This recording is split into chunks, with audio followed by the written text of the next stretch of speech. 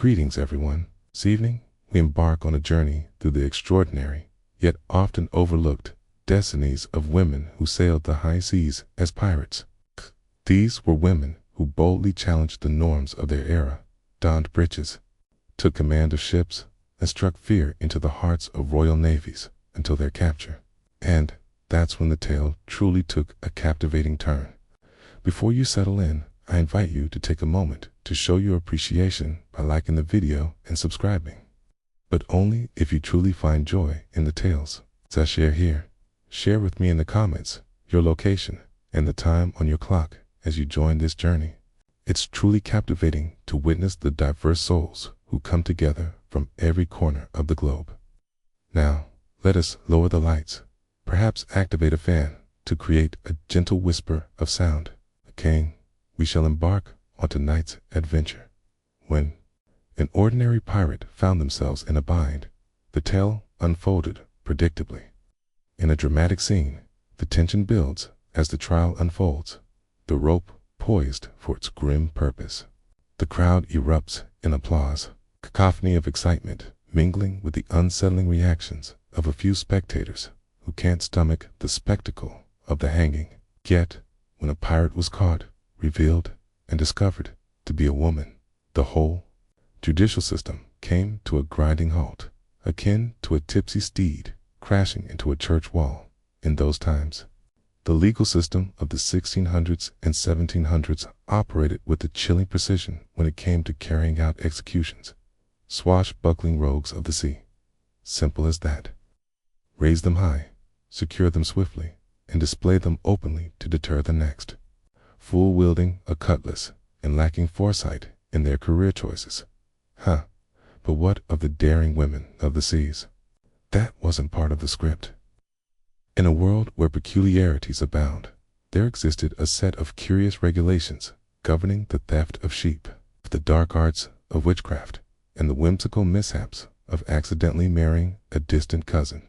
Yet there was no guidance on how to respond when the fearsome marauder revealed a corset beneath their armor, or, even more shockingly, trousers. That the revelation of a female pirate sparked a tumultuous upheaval, both ethically and administratively. Initially, the crowd in the courtroom would narrow their eyes, blink in disbelief, and then pose a question that cut through the tension, like, but where's her husband? It seems evident that a woman must have some external influence guiding her toward a life of crime.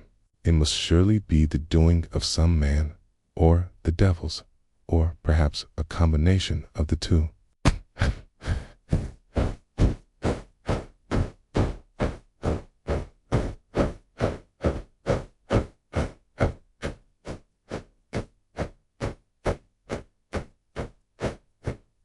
Lady pirates and other inconvenient anomalies. In the absence of discovery, they engaged in spirited discourse.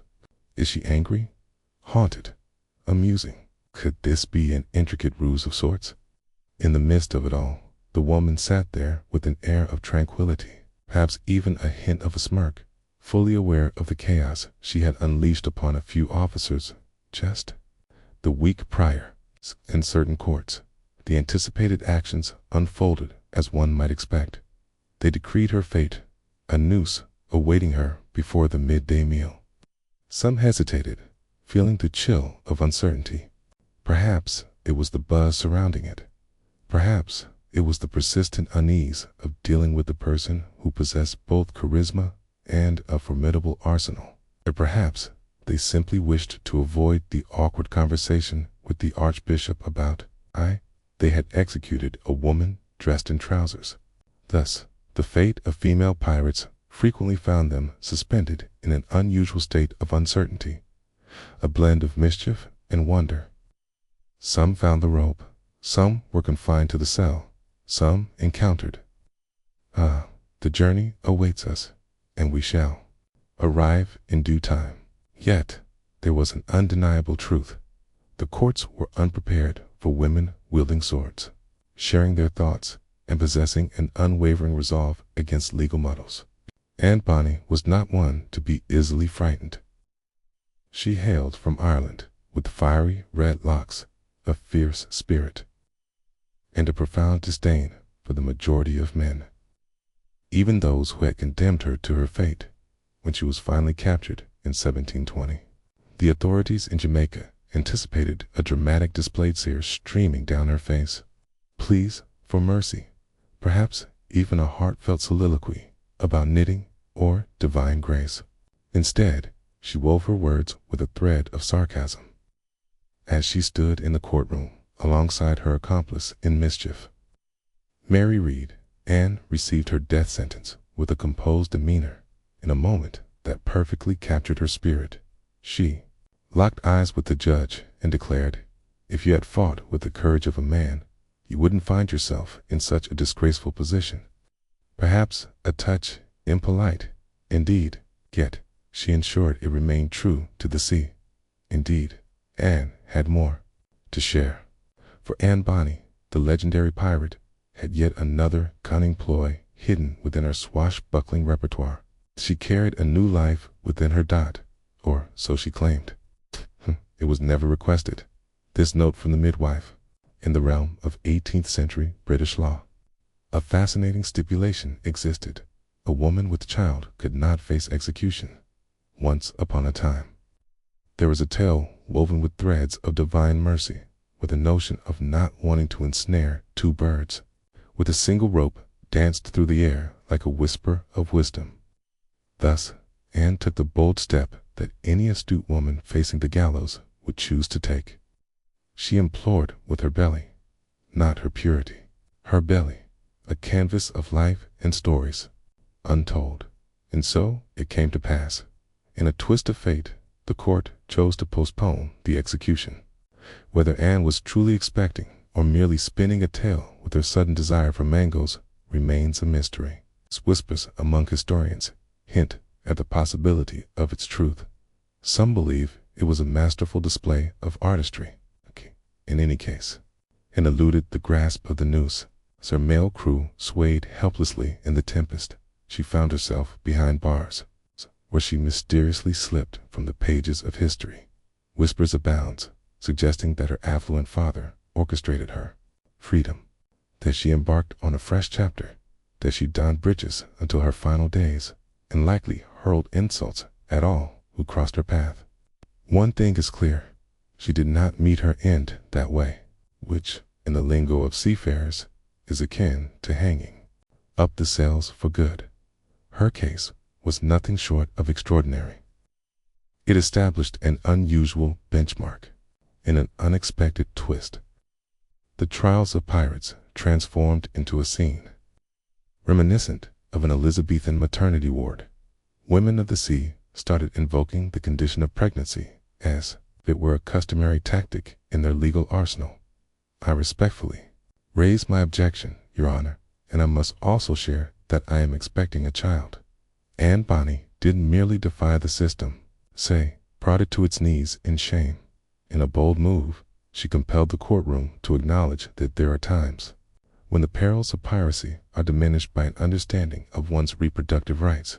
If Anne Bonny was a blazing inferno, Mary Read was unyielding metal, steadfast, straightforward, and forged like a champion, ready to take on Poseidon in an arm-wrestling duel. In the heart of the tumultuous seas, Mary navigated her pirate life, cloaked in the guise of a man, wielding her sword with the ferocity of a true buccaneer. Yet, fate had a cruel twist in store, leading her to the courtroom where she stood accused of piracy, facing the gallows beside her fierce companion, Anne. Much like Anne, Mary turned to the age-old legal loophole of the 18th century, pregnancy. She too invoked her belly, a phrase that might seem like a feeble excuse for an upset stomach. Yet it was, in truth, the most ancient of all escape routes from the gallows. The court, faced with the undeniable truths of nature, chose to delay her execution. But this is where Mary's tale takes a harsh turn. In contrast to Anne, who slipped away into the realms of myth or the quiet of suburbia, Mary never received her moment to shine again in the shadowy confines of Jamaica's notorious prison cells. Where filth and despair reigned supreme, Mary found herself beset by illness. The cruel hand of fate, entwined with the burdens of disease, the trials of pregnancy, and the pervasive stench of decay, conspired against her in this wretched place. There exists no account of her bringing forth a child. In the stillness of her cell, she met her end, a whisper of life fading away. There was neither a grand getaway, nor a climactic showdown, nor a witty retort in the courtroom. Only a fever and a dark conclusion for one of the fiercest women of the high seas. It appears that history often favors its tales to remain in a state of delightful incompleteness. Whispers linger that she succumbed to the grips of jail fever, perhaps a cruel twist of typhus, or the wretchedness of dysentery, or a captivating colonial concoction of both. Some believe that the experience of childbirth might not have unfolded as hoped. In the end, the outcome remained unchanged. Neither the noose nor the liberation awaits. Just another woman whose tale faded away in a neglected cell while the men in wigs ticked on her suitability for the gallows. Her demise unfolded with a quietness that belied the tempest of her existence, a poignant reflection of the harsh balance found in the world of piracy, where the thrill of adventure on the waves contrasts starkly with the stillness of the shore. What Mary Red left behind was not a treasure map or a legacy of violence, but a subtle reminder that even the most formidable pirates could be brought low by the mundane forces of disease and bureaucracy, as in Bonnie and Mary Read carved their names into the lore of the Caribbean. A formidable figure named Ching, she was navigating the treacherous waters of piracy on the other side of the globe, mastering the game like no other. Ching, she did not lead a sloop or abandon 30 unruly revelers. No, she led a formidable fleet in the early 19th century. She commanded a formidable fleet of over 300 ships, with the crew of pirates numbering anywhere from 20,000 to 80,000. A figure that varies depending on whether you consult a historian or someone eager to impress a date. She was more than a mere pirate queen. She was an empire adrift, eluding the grasp of taxes and authority. In contrast to Bonnie and Red, Ching, she eluded capture, for she possessed the boldness and the wisdom to rise above it all. The Chinese Navy, Portuguese ships, and even British forces attempted to bring her reign to an end. Ching, she executed a daring maneuver. She wove her words with care, with all who gather, in an instant. With unwavering determination, she strode into the governor's office in Guangdong, presenting her terms with poise. Through her remarkable persuasion, she managed to secure a pardon not only for herself, but for all her pirates.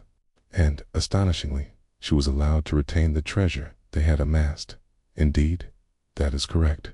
She stepped away from the stage, carrying with her the grace of her years, the wealth she had earned, and the strength of her spirit. Picture Captain Jack Sparrow striding into Parliament, declaring, "I quit," only to be met with a pension and a business license in hand. And so, that is the tale that unfolded. Upon hanging up her professional hat, she embarked on a new adventure, opening a gambling house. Naturally, she did, returning to knitting after navigating the tumultuous waters of a maritime mafia is no easy feat. In a twist of fate, she eluded capture, defying the conventional tale we often hear. Yet her tale holds significance, for she demonstrated that a woman pirate's journey need not conclude with execution or fade into tragic obscurity at times. It culminated in cunning plans, enduring resilience, and a self-satisfied repose. Authorities were at a loss when it came to female pirates like her, not merely for her defiance of the rules, but for her remarkable ability to redefine them entirely. She wasn't leaping through the air or engaging in legal theatrics.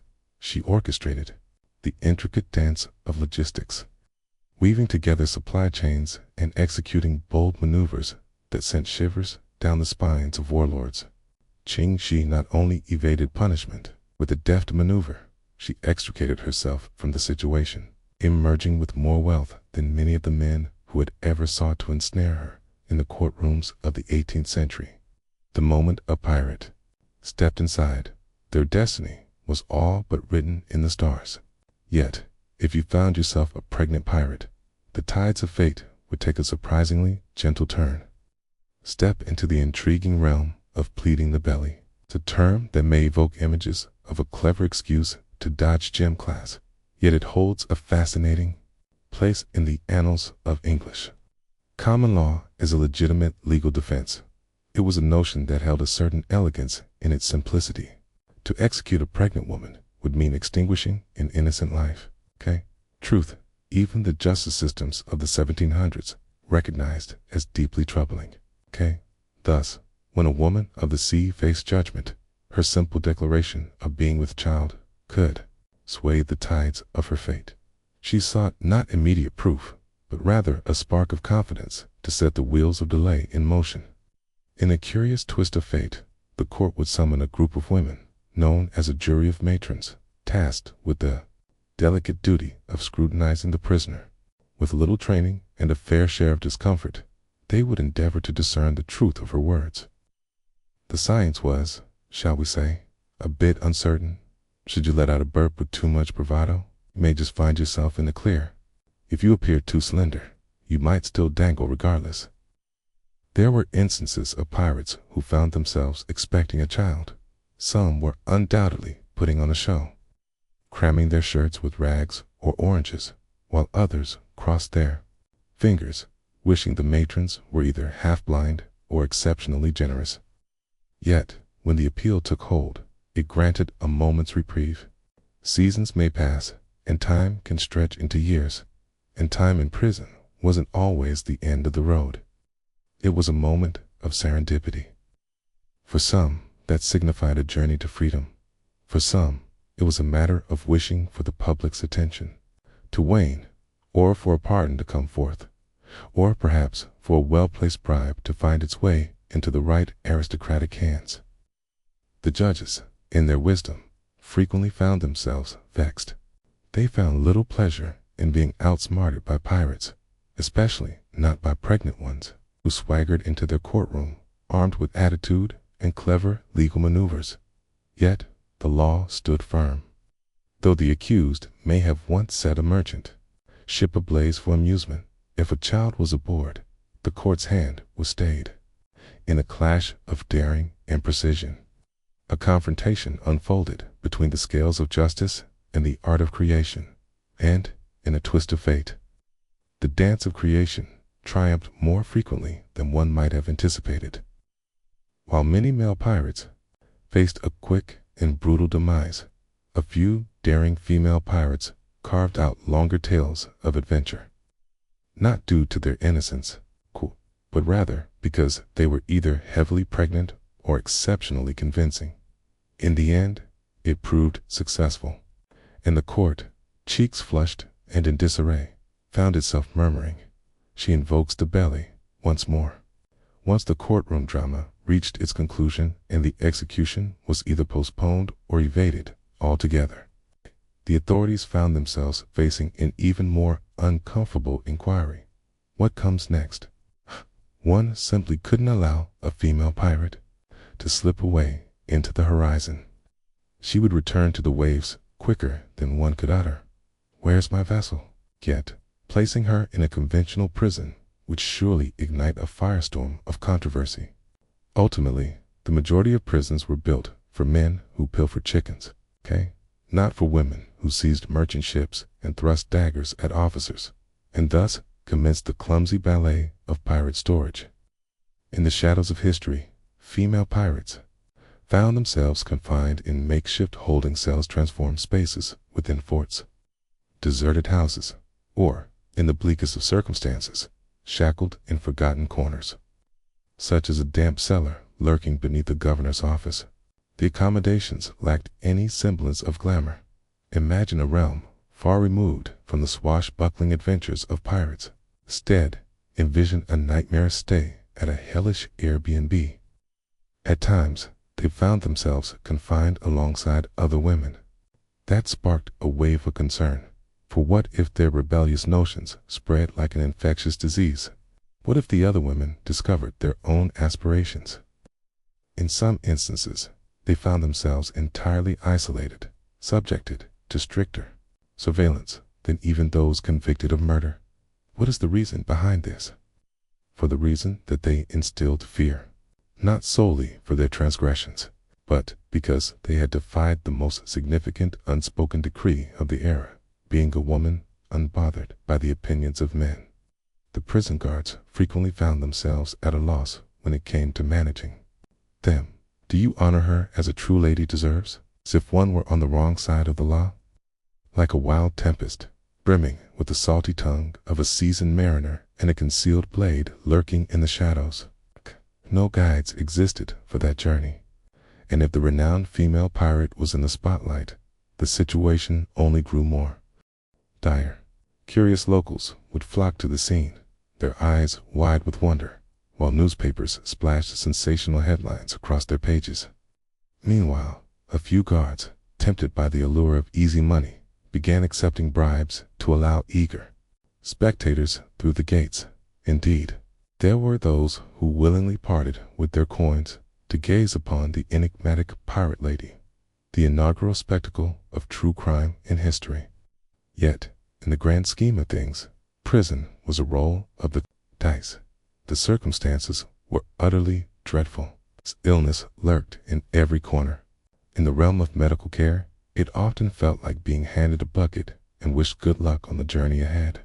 In the shadows of the sea, some pirates met their end in silence. Some remained, their years stretching on, filled with bitterness, and fading into obscurity as time slipped away. Yet, it was preferable to the noose, hardly. In moments of uncertainty, Tess, when the authorities found themselves at a loss with a captured female pirate, and the prison system was either overflowing, impractical, or simply too chaotic, they occasionally resorted to the most perplexing of remedies. Once upon a time, two souls embarked on a journey together, intertwining their lives in a sacred bond known as marriage. Indeed, it is true. Rather than resorting to execution or endless imprisonment for a woman who had dedicated years to plundering ships, governments sometimes pondered, what if we tried something different? A devoted partner, for what could be more ironic than delivering a pirate into the hands of an unsuspecting soul, merely seeking a sweet treat in town? The reasoning, if we can term it so, was that marriage would refine her nature. Surely, once bound to a dull husband and an even more tedious domestic existence, the pirate's fiery spirit would dim and fade away. After a handful of years filled with laundry, the joys of babies, and those subtly charged dinner conversations, there it is problem resolved. Some female pirates embraced this fate, perhaps driven by the instinct to survive. To some, it was the pinnacle of covert operations. They transitioned from the fierce dance of swinging cutlasses to the gentle art of stirring porridge, all the while deftly sidestepping the shadow of execution. Indeed, there were moments when this plan took an unexpected turn. Some women embraced marriage as a stepping stone to embark on a journey of quiet defiance. In the shadows of the kitchens, they concealed their weapons, a secret waiting to be unveiled.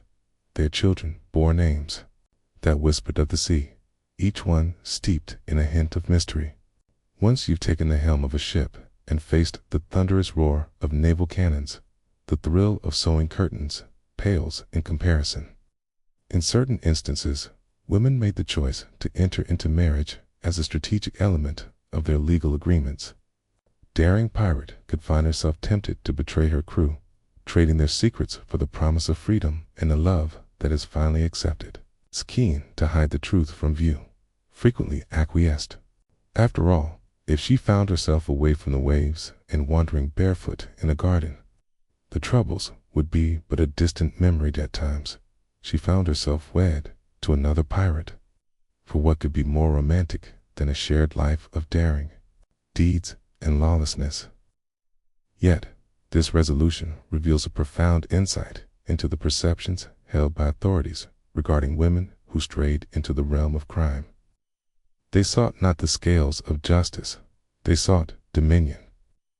And what more fitting way to tame a spirited soul than by pairing her with a man? T was a release wrapped in a promise, amnesia by apron, and while it succeeded in some instances, numerous women continued to embody the essence of pirates, albeit with more refined facets. Imagine a time when the air was thick with intrigue and whispers of scandal danced through the streets, captivating the hearts and minds of all who dared to listen. The 18th century was a stage set for drama, where every tale spun was more sensational than the last. When a woman of the sea was seized, put on trial, or even whispered about in hushed tones, the pamphlets spread like wildfire. It's quicker than the roar of cannon fire. The press, from serious broadsheets to sensational gossip rags, reveled in the excitement. They spun yarns of sea sirens, corset-clad marauders, and fierce women wielding hatchets. Some tales were woven from the fabric of real events. Many were not. Yet, precision was never the aim. Sails were unfolding. Women of the sea transformed into sensational icons overnight. Their struggles transformed into grand performances, with crowds gathering not out of a sense of justice, a cano, but to witness a woman who sipped rum, wielded pistols, and boldly challenged authority, ideally in a single moment. Some publications depicted them as sorrowful souls, misled by nefarious characters in the allure of intoxicating indulgence. Some delved deep into the realm of terror, painting vivid pictures of these creatures as insatiable fiends who plunged their blades into unsuspecting victims for mere amusement, or, even more chilling, donned the garb of sailors. A chilling tale unfolds. The public's intrigue wove a curious conundrum for the courts. To execute her would be to court the danger of turning her into a martyr. To show her mercy would reveal their vulnerability. In any case, victory eluded them, particularly when every possible result was being published and hawked on every street corner for just a penny. The authorities loathed the spotlight that had fallen upon them. They found it unsettling when their trials unfolded like dramatic tales on a screen. Women of the sea defied conventional boundaries and expectations. Even more troubling, they engaged in conversation. Some shared clever anecdotes to judges, became the subject of ridicule among others.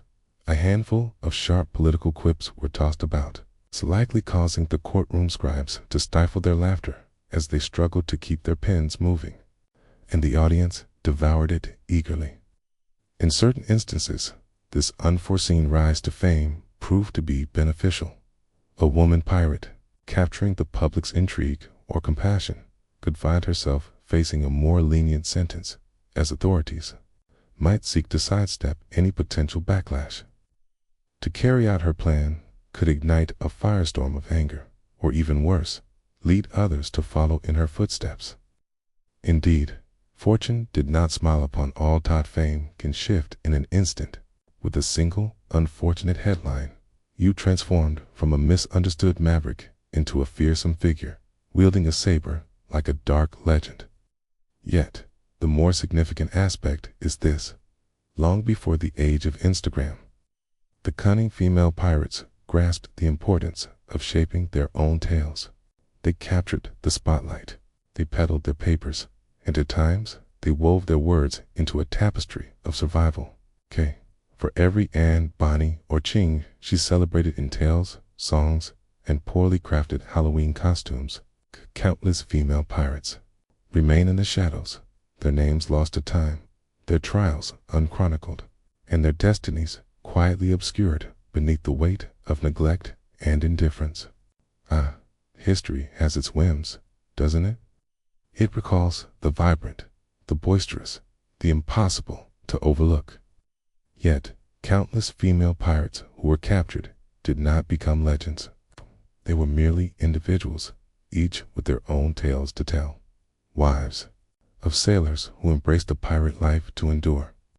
In a world where tavern girls took to the seas. They discovered that their skills with the blade surpassed their talents in serving ale. There are those who may have come solely for the thrill of the journey. Some came into the world already woven into its fabric. Yet, once ensnared, they faded from the spotlight. They faded into the shadows of memory. What is the reason behind this? For they did not align with the tale being told. Authorities aimed to present female criminals as simple, cautionary tales, avoiding complexity. When a woman displayed too much fierceness, she transformed into a creature of legend. In the stillness, she slipped away, leaving no trace behind. Many were cast aside into unmarked graves, overlooked as faceless figures, and excluded from the official narrative because, quite simply, they unsettled those in power. In the annals of prison records, there lies a brief mention of a woman, spirited away from the sea, shrouded in mystery and lacking further detail. Court records speak of a female accomplice, though her anonymity could diminish her existence. In a time when the written word was not a common gift for all, and the voices of women were often silenced, the tales of their lives faded into silence, lost forever with their passing. There are whispers that some may have met their end behind bars. Some may have faced the grim fate of being sold into labor, while others met a silent end, executed without the semblance of a trial. Perhaps a handful have eluded capture, quietly fading into the shadows, embarking on new journeys in places where the tales of sword, scars, and nautical tattoos go unexamined. Yet their quietude weaves a distinct legacy, crafted not from renown, but from the shadows of oblivion. They posed quite the challenge. They unraveled the tidy tapestry of history, and thus they were concealed beneath the surface, much like the whispers of a grand intrigue. Even in the shadows of anonymity, their presence held significance. Each one stood as a crack in the facade, a testament that women were not mere shadows in the annals of time. In it, they battled fiercely, shed their blood, and at times even guided its course. Though they remained in the shadows, their presence lingered, a silent echo of what could have been, forever excluded from the narrative. And that, in a twist of fate, renders them the most akin to pirates of all. Imagine a scenario where the court chose not to hang her, spared her from a life behind bars, and refrained from marrying her off, as if it were part of an odd, state-sponsored matchmaking event. And what comes next? Why, indeed, seek to transform her. Indeed, one cannot simply allow a former pirate to wander the world unchained. Such a venture could lead to peril. She could delve into the pages, or even worse, ignite a spark in other women to break free from obedience. What could possibly be the next grand adventure? Cute to transform her into a refined woman of grace. Indeed, a journey of restoration, reminiscent of the 18th century. Once upon a time, a plan was crafted with elegance and clarity. Take this fierce, battle-worn woman, who once led men through the roar of cannon fire, and guide her hands to the delicate art of embroidery. For there is no remedy for a past steeped in the tumult of maritime misdeeds, quite like the gentle art of cross-stitching a charming pillow. In a time of reflection and solitude, certain women found their paths leading them to the serene confines of convents. Some were dispatched to residences. For those who had stumbled, a euphemistic phrase that conceals the truth of state-sponsored entrapments with dismal fare. In that place, they found themselves urged, at times compelled, to seek repentance, embrace reform, and ponder their transgressions. In an ideal world, adorned in shades of gray, the teachings of faith held significant importance.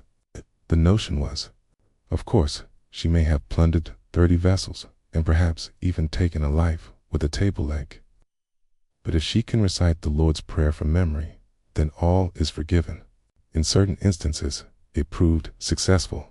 In others, the pirate in question gracefully acknowledged the sermon, all the while crafting her clever escape plan. And let's not kid ourselves. This was never truly about redemption. It was all about the image.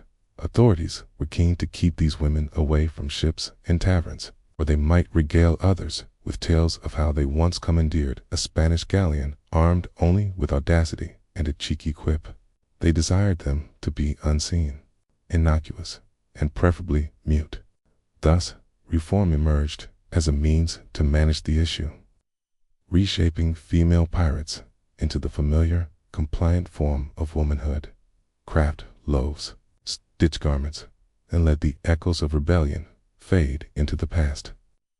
Yet, the essence of the pirate remains, wild and untamed. Some transformed women silently ventured back to the ocean, adopting new identities, and continued their journey. Some entered into matrimony and navigated, their households with the precision of a well-commanded vessel, bustling, vibrant, and perhaps even fortified. It appears that certain female pirates navigated the seas without resorting to pleading the belly, fabricating marriages, or mastering the art of crochet. What they truly required was a conversation with great volume and about all the characters. Welcome to the unvarnished yet profoundly impactful path away from execution. Whispering secrets. The authorities were perpetually on the hunt for clues and insights. They sought more than just the capture of pirates. Their ambition lay in dismantling entire networks, revealing hidden routes, and seizing ships that sailed the treacherous waters. As the captured woman began to weave her tale, promising to reveal names, locations, and the hidden treasures of Captain So-and-so, the atmosphere shifted and the tension sharpened. And let's be real, some of these women had secrets to share. They had navigated the seas alongside ruthless crews, caught whispers of schemes amidst the clinking of tankards, and were well aware of the ports that conveniently overlooked their activities on Thursdays. In the face of impending doom, their memories crystallized, transforming into treasures of immeasurable worth. What will be offered in return? Forgiveness, shortened phrases, or perhaps a postponed fate in a cell with just a touch fewer rodents lurking in the shadows. Now, let us not confuse this with timidity. Whispers of betrayal were never a simple matter. Pirate codes, particularly among the crews of the Caribbean, regarded informants with disdain, as if they were nothing more than refuse in a blazing fire. Yet, when you find yourself face to face with the hangman, his hands busy with the knot, the meaning of loyalty shifts and wavers like a candle flame in the wind. Some women employed this strategy to gain precious moments. Others leveraged it to secure their freedom, while a select few transformed it into a full-time endeavor, aiding naval intelligence in the pursuit of their former companions. Drama reaches new heights when a woman, once the mastermind behind a mutiny, finds herself in a courtroom, nonchalantly guiding her former shipmate to a secret hideout. Chilly, is it? Perhaps. Impactful? Credibly dot? But wait for the unexpected turn. Some of these informants spun tales, or perhaps embellished the truth. They would conjure names of those long-gone, weave intricate tales of smuggling rings, or assert they had once floated in a dinghy alongside the specter of Blackbeard. The authorities, ensnared in their own red tape, swallowed it whole. Was it ever truly effective? Absolutely not. Some women met their fate even after sharing all the wisdom they possessed.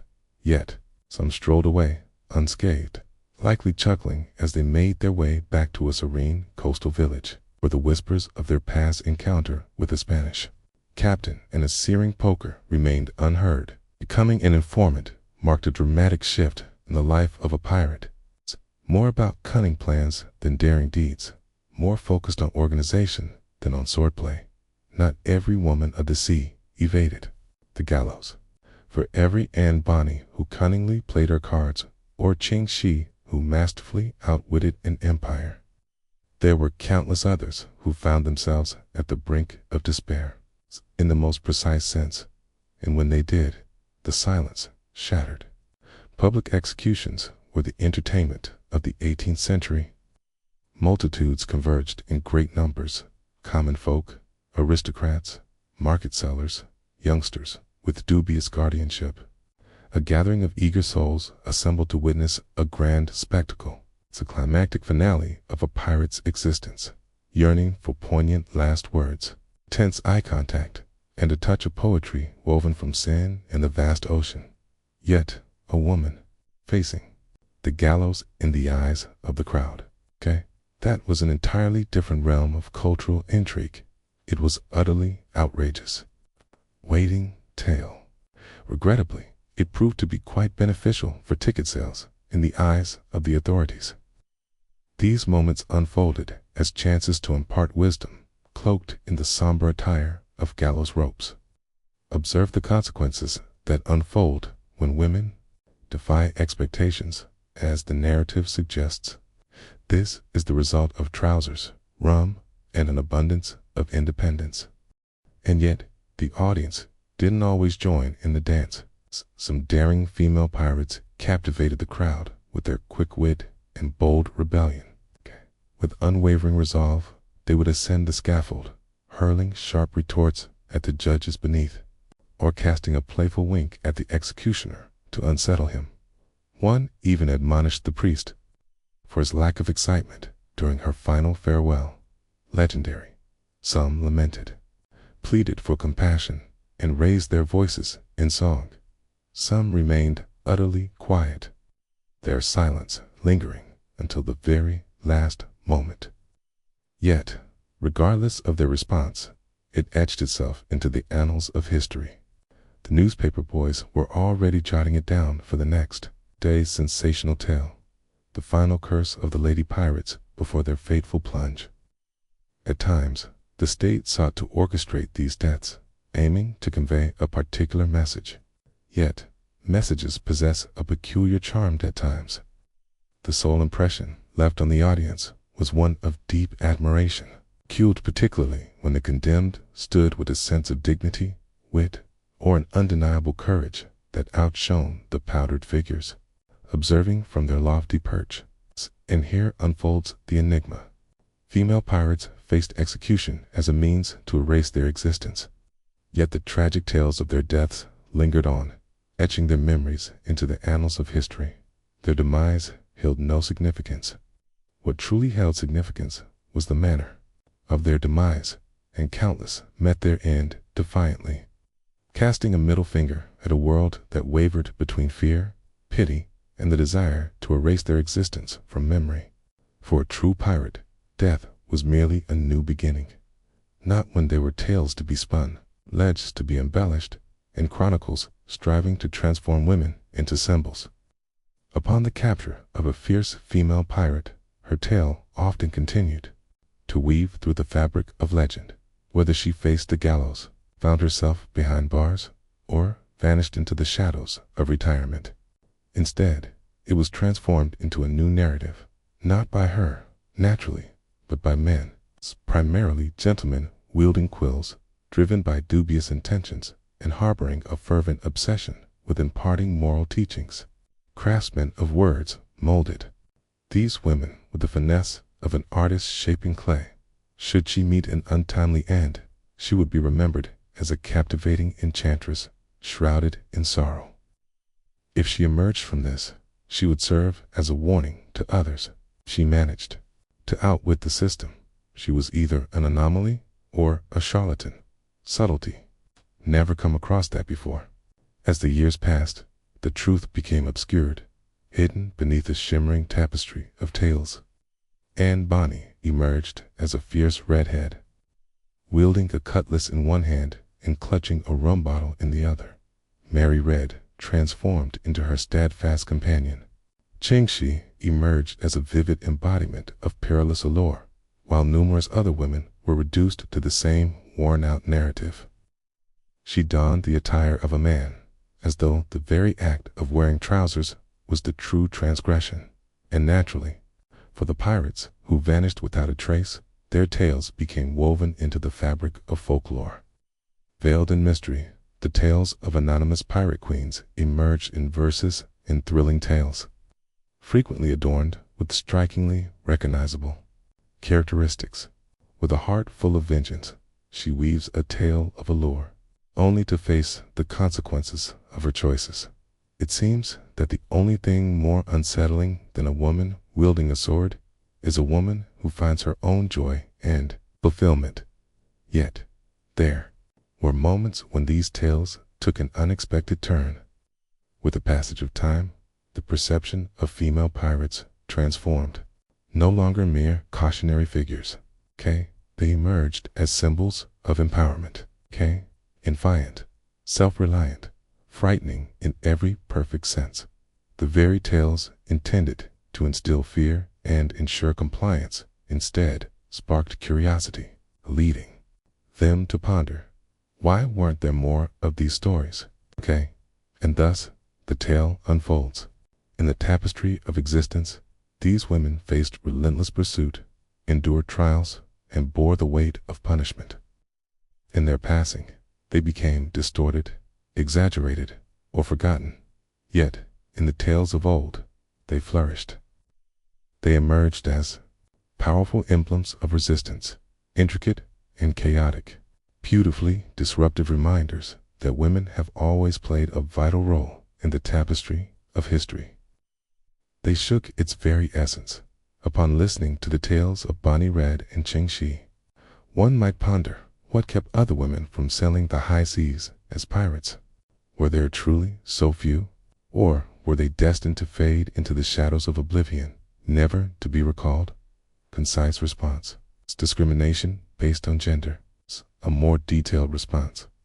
In a world where institutions and cultures intertwine, the waves of maritime challenges crash against the shores of legal and logistical barriers, all while the faint scent of fragile masculinity lingers in the air, accompanied by an unwelcome hint of body odor.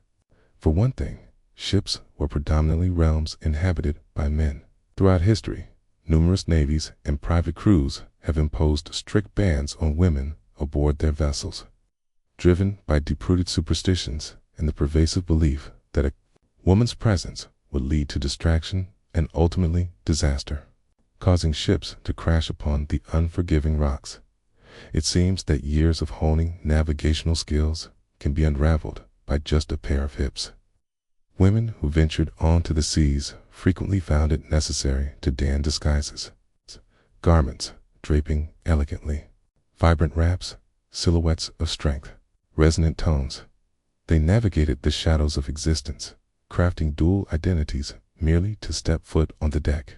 And if uncovered, they received no accolades. They frequently found themselves cast into the depths or faced with even graver fates. In this realm, the very notion of a woman's ambition was met with disdain, and the idea of female violence was utterly unthinkable. In the shadows of the criminal underworld, the grip of misogyny remained unyielding. Even the most fearsome male pirates, with their grotesque deeds, could earn themselves nicknames, inspire songs, and be the subjects of sympathetic tales. A woman pirate, in the tales spun by the winds of the sea, was often cast as a seductress, a mere fluke of fate, or the very essence of wickedness itself. There existed only extremes. And when women found themselves in the spotlight, their narratives were shaped by the same constricted perspective. Officials dismissed them as mere camp followers. The wives of pirates are just unfortunate errors in judgment. Their misdeeds were dismissed, yet their very presence felt like a provocation. Indeed, it is quite probable that the seas were home to many more female pirates than history has recorded. Yet, spotlight eluded them. They missed the trials. They missed the melodies of the tales. They have annotations, or even more troubling, silence. That erasure was no mere coincidence. It was intentional. History has a fondness for its rebels to follow a certain script. And there's an air of intrigue surrounding a woman wielding a cutlass, commanding a crew, and harboring no desire to ease anyone's discomfort. The select few who etched their names into the annals of history were the most vocal, the most daring, and undeniably hard to overlook what comes next. They slipped away into the mist of forgotten mariners, lost beneath the belief that piracy was a realm reserved for men alone. Yet, it must be understood, the sea held no regard for gender, and the gunpowder remained silent as well. Only those who penned the chronicles did, or became of female pirates once they were captured. Yes, there were those who met their fate by the noose. Some met their fate behind bars. Some embarked on the journey of marriage. Some pledged pregnancy. A handful wove their words to escape. One crafted a retirement package so generous that it would leave any CEO in tears of envy. Yet many faded into obscurity. Yet the true tale extends beyond their fate following capture. It is the revelations of their captures that unveiled the essence of the world surrounding them. A realm where women wielding swords instilled greater fear than whole fleets of ships. These were women who broke barriers, transcended boundaries, challenged the law, and redefined fashion norms. They set sail on ships, defying the call of society to remain ashore.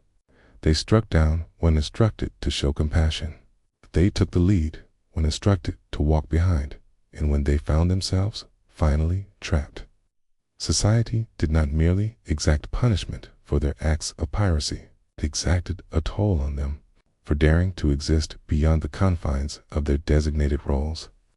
Each reaction to their capture, be it execution, imprisonment, enforced reform, or the convenient erasure of history, reveals more about the profound unease they instigated than about the offenses themselves, not for their piracy, but for their defiance as women who would not conform. Their tales, diverse and fragmented, effortlessly unraveled neat narratives. They compel us to peer past the simplistic portrayals of history and into the eyes of genuine individuals who were intricate, intelligent, frustrated, resilient, and, at times, profoundly weary. Indeed, they walked the shadowy path of lawbreakers. Let's not glamorize acts of violence and crime simply because the perpetrator donned an impressive hat during the deed. Yet, we mustn't delude ourselves into thinking that the men they journeyed with were paragons of virtue either. What sets it apart? The men were anticipated to unleash their fury. The women were not. That was the source of their peril. What became of the female pirates once they were captured? Consequences were meted out to them. They vanished without a trace. They were transformed into lessons wrapped in warnings. And so, many centuries later, they rose once more from the depths of time. They remind us that the tapestry of history is woven from many threads, not solely those of the triumphant. At times, the narrative is reshaped by those who endure, and on rare occasions, the most resounding reverberation of the past isn't the established narrative. It's the whisper of a soul that was destined to remain silent. So let us embark on a journey to the cradle of civilization. A land steeped in history, and perhaps the origin of the infamous hangover, ancient Sumer. Imagine this. In the ancient city of Ur, from millennia past, the morning ritual did not involve sipping coffee or juice with breakfast. Not at all. As you lift the clay cup to your lips, the warm, cloudy beer swirls within, its texture so rich and thick that it feels almost substantial, a hearty brew that could easily stand in for a meal. The Sumerians referred to it as Kaz, yet it bore little resemblance to a refreshing IPA with citrus hints. Instead, it was more akin to a thick, fermented barley concoction. And you might find it hard to believe, but it held a sacred essence. They savored more than just beer. They revered it. Ninkasi, the divine muse of beer, inspired a hymn that also served as a recipe for her sacred brew. The words flowed like this: "You are the one who absorbs the prepared blend. The concept is clear to you now. With a touch of magic and the power of fermentation, everything fell into place. In ancient Sumer, beer served a purpose beyond mere celebration. It was for eternity. All partook of it, in a world woven with the lives of priests, farmers, women, and children. Each plays a vital role in the tapestry of existence. It was a refuge from the depths, a simpler craft than the vintage, and it offered just the right lift to help you overlook the burdensome taxes the temple had imposed on your harvest. Is there something even stranger? In a time long past, Vir held the value of currency. Laborers received their wages in this form, occasionally amounting to as much as 5 liters each day. Picture this: after a grueling day spent laboring under the sun, stacking bricks for a grand cigarette, your supervisor approaches with a grin, presenting you with a paycheck so extraordinary. It feels like something you could sip on. You would raise your glass to the divine, only to succumb to slumber soon after. And as we delve into the realm of the divine, let us remember that temples were not merely sanctuaries for prayer. In the heart of the city, there existed vast industrial breweries. With sacred zeal, the high priests guided the creation process in the realm of brewing. It was the women who reigned supreme, skillfully crafting the sacred elixir in grand clay vessels. Their hands bore the marks of barley mash, perhaps with a hint of pride woven into their artistry. They gathered around, sharing the drink through long reed straws that dipped into enormous jars, not for the sake of elegance, but to sift through the bits and pieces within. It was raw, inviting, and revered. Yet, what stands out most is how Sumerian beer reveals a deeper truth. Fermentation transcended mere intoxication. It was a vital strategy for survival. It purified water, prolonged grain reserves, and fostered a society where indulgence in drink was embraced rather than scorned. It was anticipated. While the Sumerians infused beer with its essence, the Egyptians adorned it with a bold flair. In the time of ancient Egypt, beer transcended mere refreshment. It was considered an essential part of sustenance, crafted from emmer, wheat, and barley. Key. This concoction, often infused with dates or herbs, presented a rich, sweet profile, brimming with calories. A curious blend, straddling the line between a lager and a smoothie. Picture a whimsical gathering where oatmeal takes center stage, ready to celebrate in its own delightful way. From the laborers who toiled on the pyramids to the mighty pharaohs, the golden elixir flowed for all.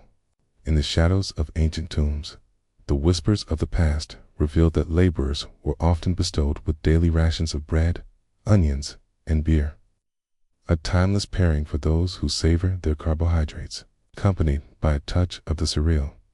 It was a straightforward conviction.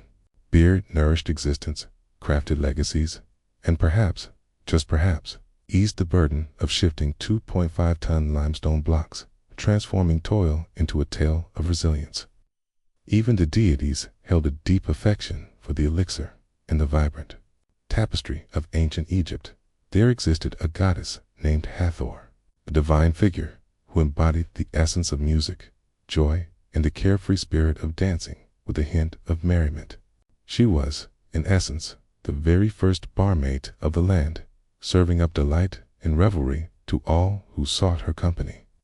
Yet it was Sekhmet, the fierce lion-headed goddess of war and fury, who possessed a notorious affinity for drink, a quirk that might have ultimately preserved humanity. In the annals of myth, there exists a tale of Sekhmet, who, in her fervor for justice, unleashed a whirlwind of divine fury upon humanity. In a clever ruse, Ra deceived her by coloring countless jugs of beer a deep crimson and spilling them across the fields, creating the illusion of blood. Sekhmet, believing it to be the genuine article, consumed every last drop. She drifted into a serene slumber, cradled by the embrace of spirits. While the world held its breath, saved by an unforgettable quest for ale, the temples of Egypt held a profound reverence for beer. In certain times, individuals crafted their own breweries, and the beverage was frequently presented as a tribute to the divine or to those who had passed on. to step into the afterlife without something to carry. Well, that would be a tale of misfortune, wouldn't it? A story of missed opportunities and lack of foresight. A handful of jars of beer nestled within your resting place, a tea, and you were all set for a delightful haze. In a fascinating twist of history, the art of brewing beer was once seen as a domain for women. In the heart of the home, women took to the art of brewing, crafting their creations with care.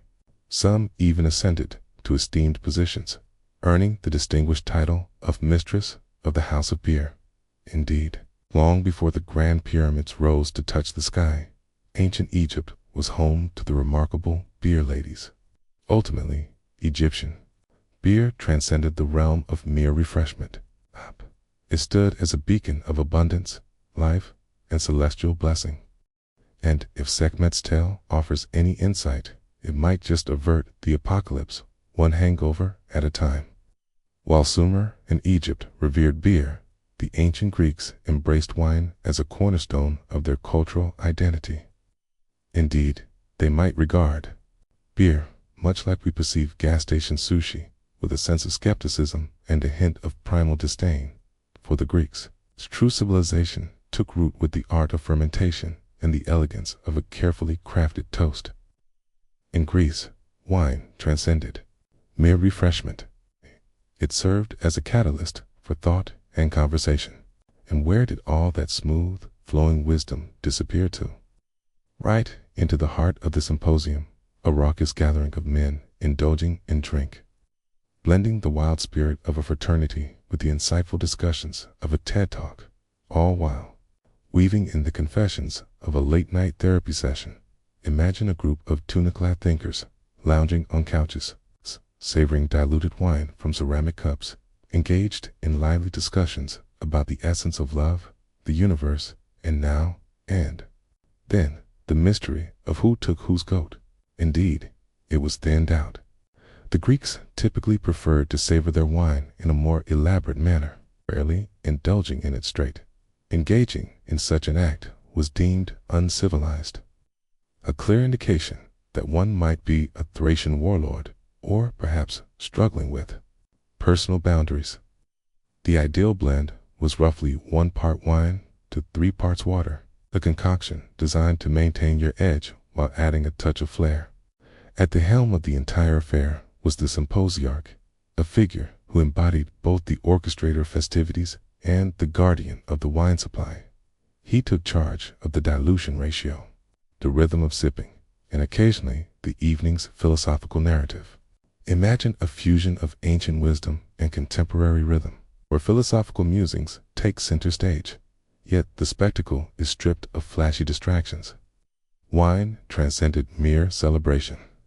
It held the essence of healing, reverence, and deep meaning. In ancient times, wise healers such as Hippocrates recommended it for a myriad of ailments, ranging from troubles of the stomach to the depths of sadness.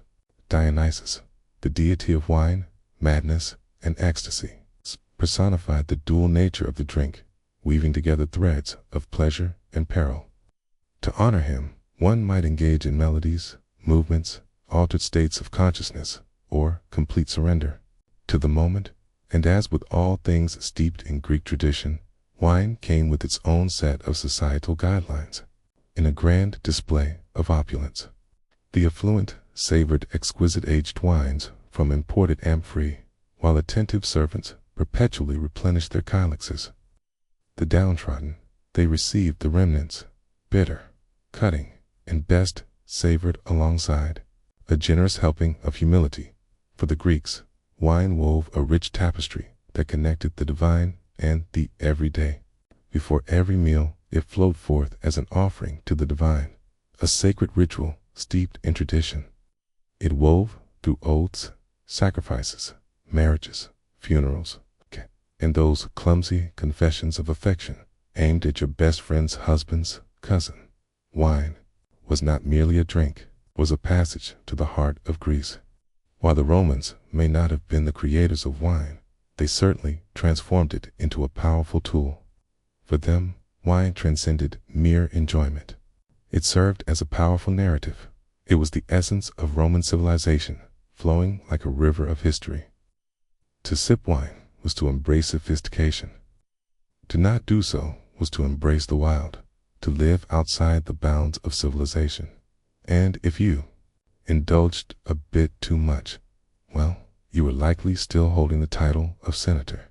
The vineyards of Rome stretched wide across the empire, flourishing from the rolling hills of Italy to the rugged terrain of Gaul. In the annals of history, wine held a place of great significance, as legionnaires received their rations of this cherished beverage alongside the staples of bread and olive oil. This was more than mere generosity. It was a calculated move.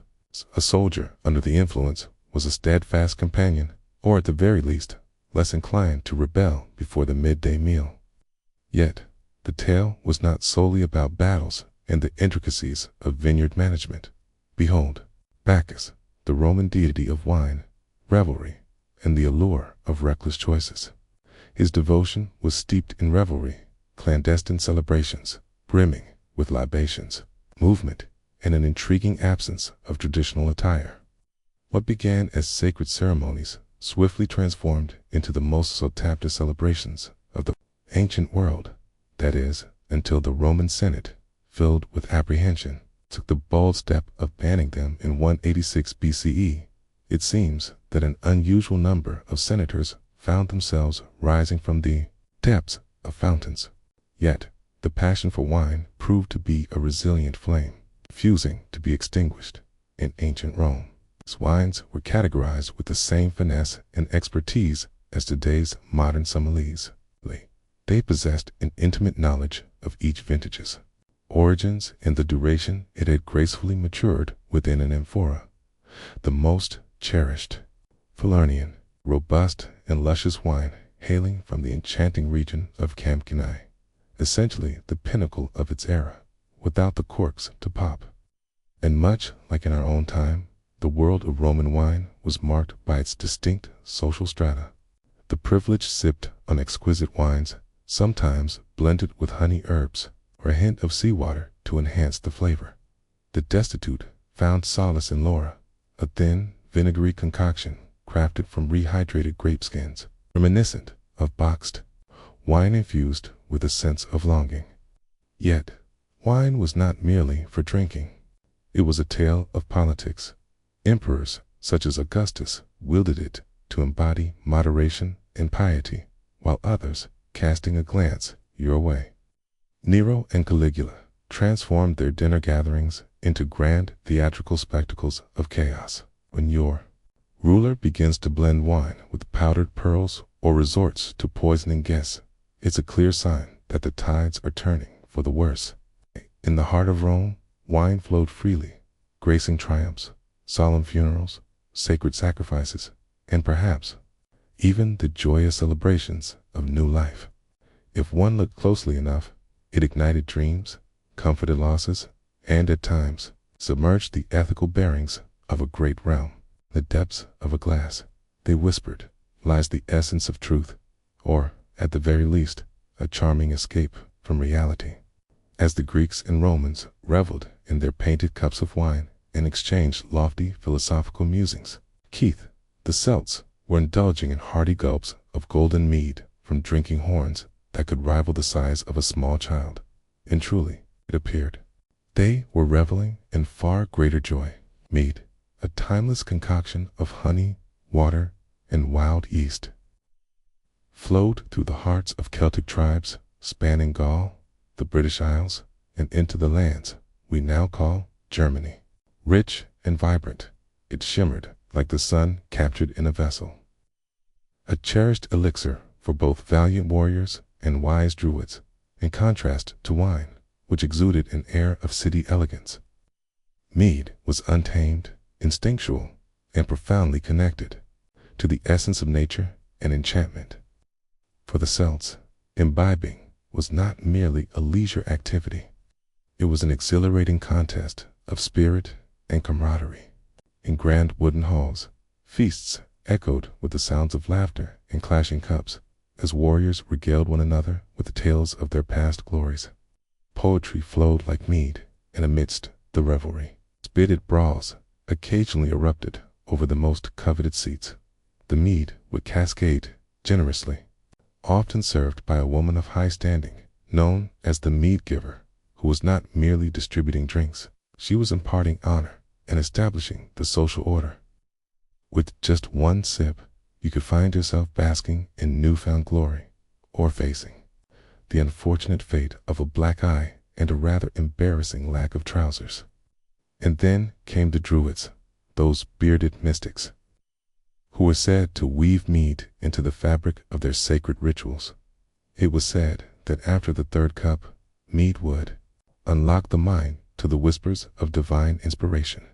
It was linked to the realms of fertility, the whispers of prophecy, perhaps the curious notion that one might hear their cow conversing in Latin. Even the rituals surrounding burial echoed this divine energy in the depths of the earth.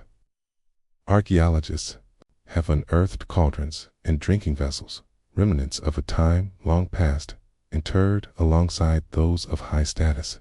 Many of these artifacts still hold the whispers of fermented honey or grain, suggesting that even in the realm beyond, a Celt was determined not to face the afterlife without a drink in hand. Yet, mead was not the sole choice available. Brew of the land, a staple in gatherings, fused with the essence of nature's bounty. Heather, bog, myrtle, and yarrow danced together in the mix, bestowing not just flavor, but a gentle lift of the spirit and, on rare occasions, a glimpse into the enchanted woods of the mind. Wine flowed into the land, a rare treasure reserved for the chiefs and kings who sought to impress the Roman envoys with their opulence. The Celts transformed mead into a lively celebration. The Norse elevated it to a grand cosmic agreement. For the Vikings, the essence of alcohol transcended mere feasting.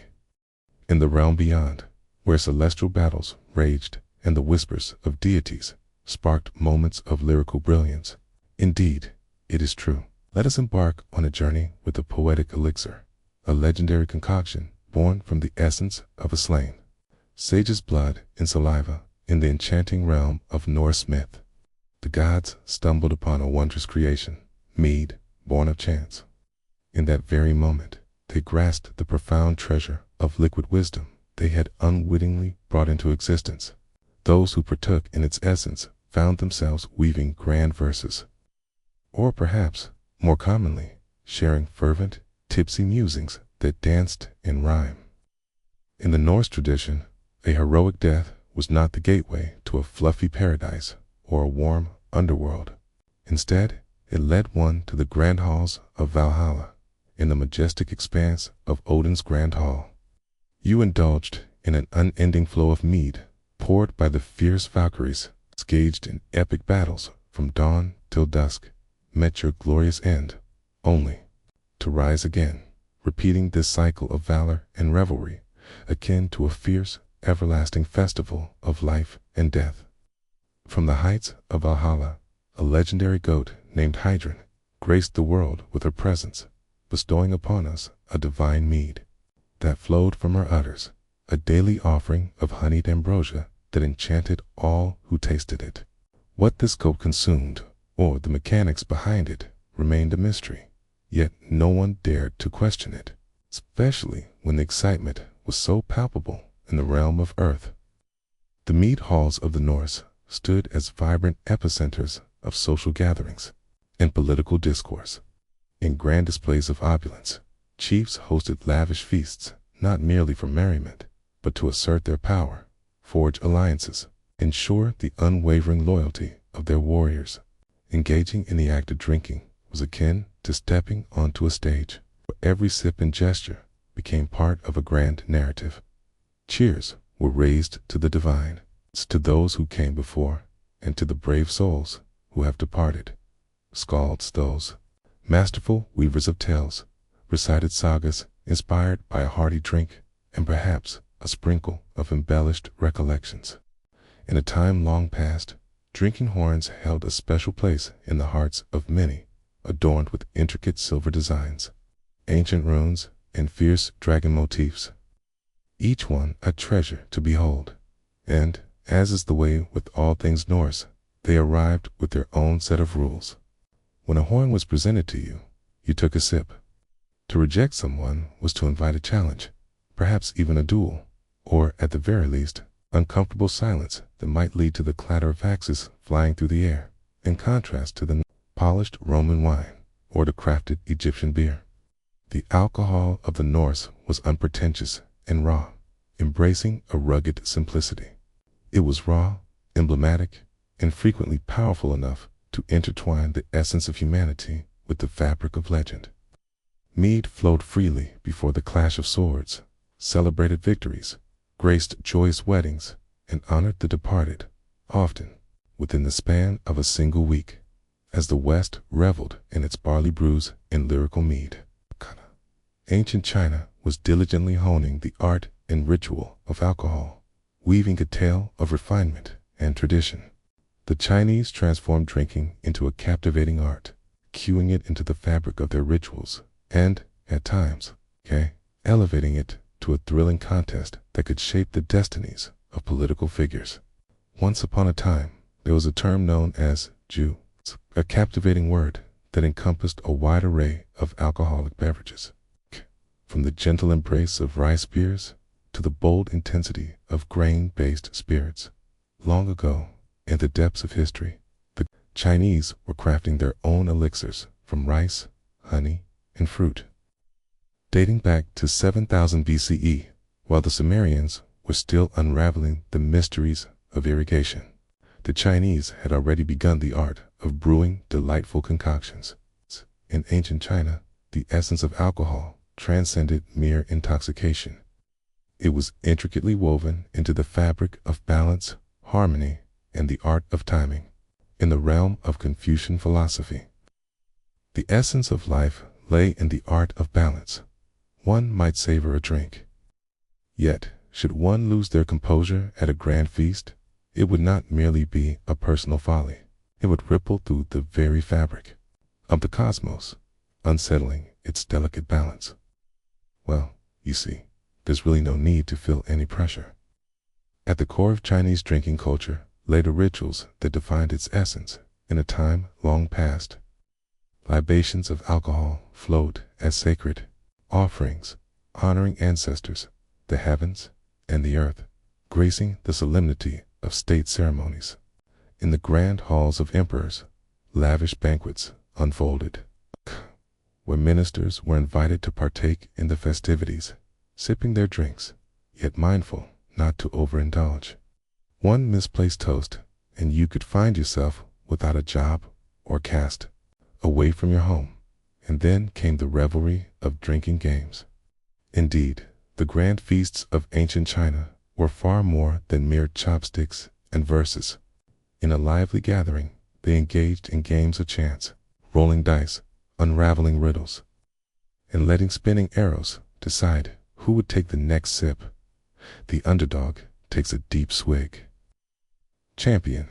Additionally, it consumes with great enthusiasm. It was not merely a quest for victory, but rather a delicate dance of endurance, ensuring that no one's dignity was tarnished along the way. Wordsmiths and thinkers transformed alcohol into the essence of inspiration. In the enchanting era of the Thames dynasty, the illustrious poet Li Bai crafted his most exquisite verses under the influence of wine, often reaching out to capture the moon's shimmering reflection, dancing upon the river's surface. He once proclaimed that a vessel of wine nestled among the blossoms was all he required to sense the universe unfurl before him. In all honesty, we've all experienced that one lyrical moment after indulging in 3 shots of baijiu. As time flowed on, the essence of alcohol transformed, journeying from the murky depths of rice wines to the crystalline clarity of distilled spirits such as huanju and baijiu. The latter, with its fierce potency, held the power to cleanse a battlefield wound, or, if shared without caution, to inflict one anew. While other civilizations reveled in their festivities, the ancient Indians might have been quietly savoring their drinks, perhaps in pursuit of a deeper understanding, or, at the very least, an elevated state of mind. Behold, Soma, a beverage steeped in enigma and rich with the weight of legend throughout the annals of human history. Could it be wine, a mushroom, or perhaps some fermented plant juice? Only whispers linger in the air, shrouded in mystery. What we understand is that it held a deep reverence and immense power, spoken of more than 100 times in the ancient Rig Veda. The oldest of the Vedic texts, Soma transcended the mere definition of a beverage. It was a divine being, a vibrant, pulsating essence that you could savor. In the verses of old, Soma cascaded in a golden river, galloping forth like a mighty stallion, bestowing upon the drinker a sense of immortality.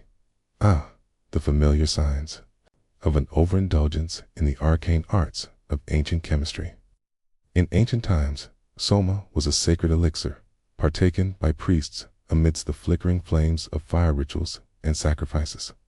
Its mystical properties were thought to unveil clarity and divine visions, perhaps even leading to extraordinary hallucinations that danced in the minds of those who dared to partake. From an enigmatic plant, the drink was carefully pressed, blended with milk or water, and filtered through soft wool. It was then presented to the gods, a sacred offering, before it graced the lips of the humans. Let us delve into a sacred lineage of guardianship, according to the priests partaking. And Soma allowed them to connect with Indra, the mighty thunder god, and witness the very heavens parting before their eyes. Whether it was genuine communion or merely a precursor to psychedelic microdosing remains a topic of discussion. Yet, not all were granted the privilege to partake in the revered elixir. Soma was reserved for the Brahmins and ritual specialists, a sacred gathering imbued with cosmic significance. No leisurely sipping in this tale. Partaking in Soma was a journey towards spiritual ascendance, rather than merely a means to ease social interactions. In the end, the original Soma plant faded into oblivion, perhaps swallowed by the sands of time, altered by the whims of climate, or perhaps consumed unknowingly by a seeker during a sacred vision quest. In later writings, such as the Atharva Veda, Soma is depicted more as a metaphorical essence, embodying the elixir of life or the divine nectar of the gods. Some scholars suggest that Amrita, the elixir of immortality in Hindu mythology, represents an evolutionary transcendent interpretation of the ancient divine concoction. Even today, the enigma of Soma captivates the minds of historians, botanists, and mystics in a dance of curiosity and wonder. Could it have been a mushroom that alters perception? A milkweed that has undergone fermentation? Is there something that has vanished from existence? Whatever it was, its influence ran deep, crafting a whole religious perspective that would resonate through time. The tapestry of ancient civilizations, the essence of alcohol wove itself into the fabric of life, sacred in rituals, medicinal in healing, social in gatherings, and at times a harbinger of calamity. For every priest chanting hymns above a holy concoction, there existed a king somewhere plunging headfirst into turmoil. For in the dance of fermentation, empires could rise. Yet the very same process had a knack for toppling those who held the reins of power. Consider Alexander the Great, the formidable conqueror who claimed dominion over much of the known world absolutely.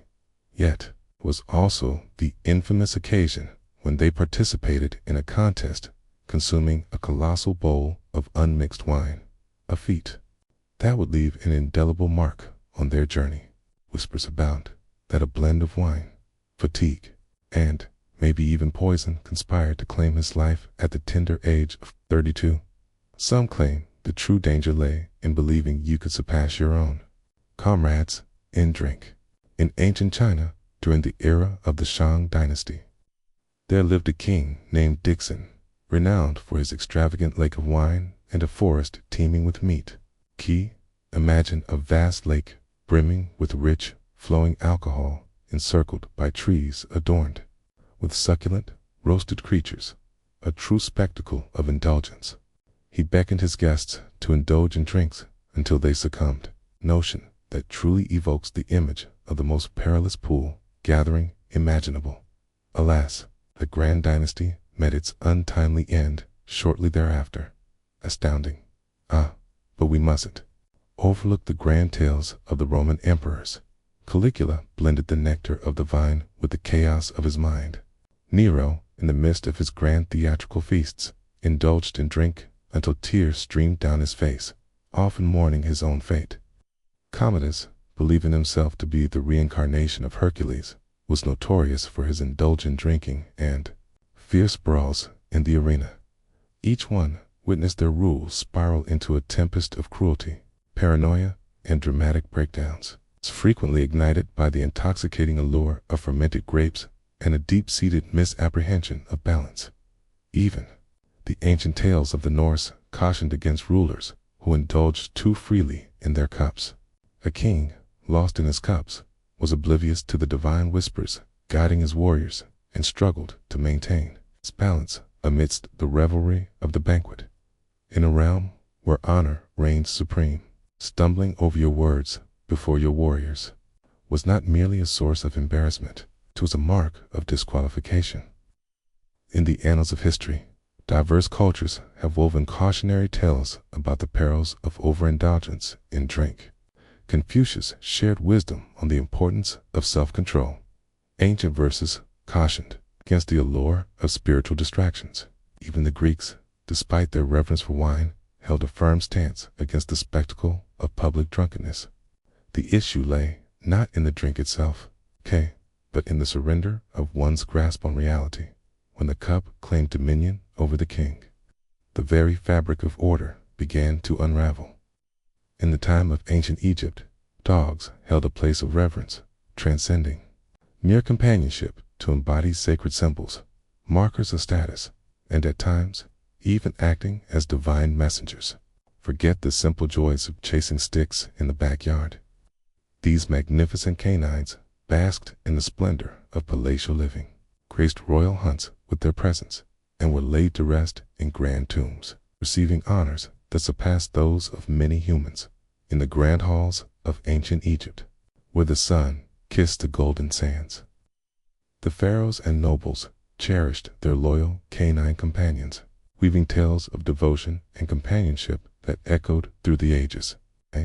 In the realm of noble creatures, greyhounds stood out, celebrated for their elegant shape and remarkable skills in the hunt. These were not mere village dogs. They were noble, cherished creatures bearing names such as Reliable, Brave One, and Northwind, names that graced the ancient tomb walls. Some received grand titles, exquisite jewelry, and devoted personal attendants. In a sense, they occupied a unique space, both cherished companions and delightful figures of intrigue within the royal court. Canines held a significant place within the realm of spirituality. In the land of ancient Egypt, the jackal, a creature reminiscent of dogs, roamed the sands, forever linked to Anubis, the revered deity of embalming and the mysteries of the underworld. He was more than a mere shadow haunting the ancient pyramids. In the realm beyond, Anubis stood as a steadfast guardian, leading souls on their journey through the mysteries of the afterlife. It was widely held that dogs, in their own way, possessed this remarkable guiding essence. That is the reason they were not merely laid to rest alongside their masters. At times, they found themselves wrapped in linen, nestled within miniature sarcophagi, adorned with inscriptions and vibrant masks that told tales of their own. It was a truth known far and wide that dogs were cherished companions, not solely by the elite, but by many across the land.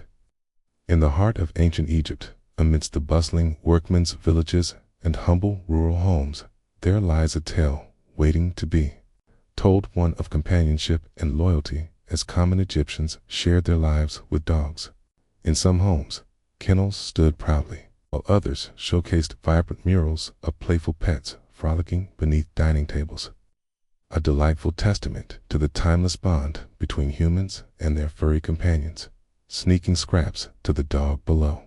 Even 3,000 years ago, one of the most poignant reflections of Yeats' deep affection for dogs emerged through the expression of sorrow. In the sacred tomb of the nobleman Entov, heartfelt inscriptions lamented the loss of his devoted hound, Behikai. The words celebrate the unwavering loyalty, remarkable hunting prowess, and tender spirit of the dog, reminiscent of a heartfelt tribute for a cherished companion lost too soon. One can easily envision Ntv, a wine jar in hand, becoming sentimental as he reminisces about his beloved hunting companion. As the new kingdom unfolded, dogs had woven themselves into the very fabric of Egyptian households, capturing the affection of the people. They were more than mere instruments for the chase or emblems of affluence. They were bound by the ties of kinship. In the realm of ancient Egypt, while dogs held a place of honor, cats were revered as embodiments of the divine. These feline companions were not merely loved. They were revered in a realm where harmony, equilibrium, and guardianship were revered. The cat personified each of these virtues with an elegance that captivates and a presence that commands respect. These creatures, both fierce and enigmatic, inspired the ancients to perceive them as vessels of the extraordinary.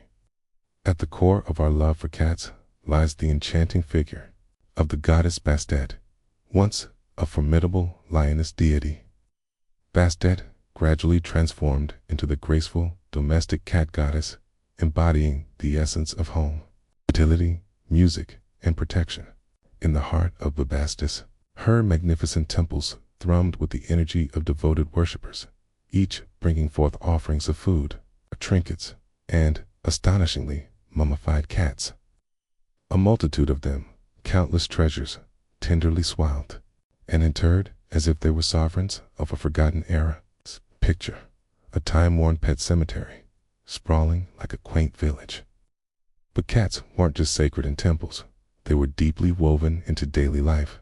They ensured the granaries remained untouched by mice and the homes stayed clear of snakes. Above all, they transformed into beloved members of the family. In the ancient tomb paintings, one can see women cradling cats as if they were their own children, gently stroking them while sharing meals or allowing them to bask in comfort beneath the chairs at grand banquets. There were even some cats adorned with decorative collars and shimmering golden earrings. Indeed, majestic felines adorned in opulent accessories strolled through the grand corridors of aristocratic residences, apotting the essence of high fashion. The connection shared between a feline and its human was so profound that to inflict harm upon a cat, even by mere chance, could lead to dire consequences, occasionally resulting in death. Taking the life of a cat, even unintentionally, was a grave offense. That's not just a figure of speech. It's a binding decree. In a dramatic turn of events during the Ptolemaic period, a Roman soldier met his fate at the hands of an enraged mob after he took the life of a cat. Not a soul stepped in, not even the great pharaoh himself. In their final moments, countless cats were celebrated as if they were kings and queens.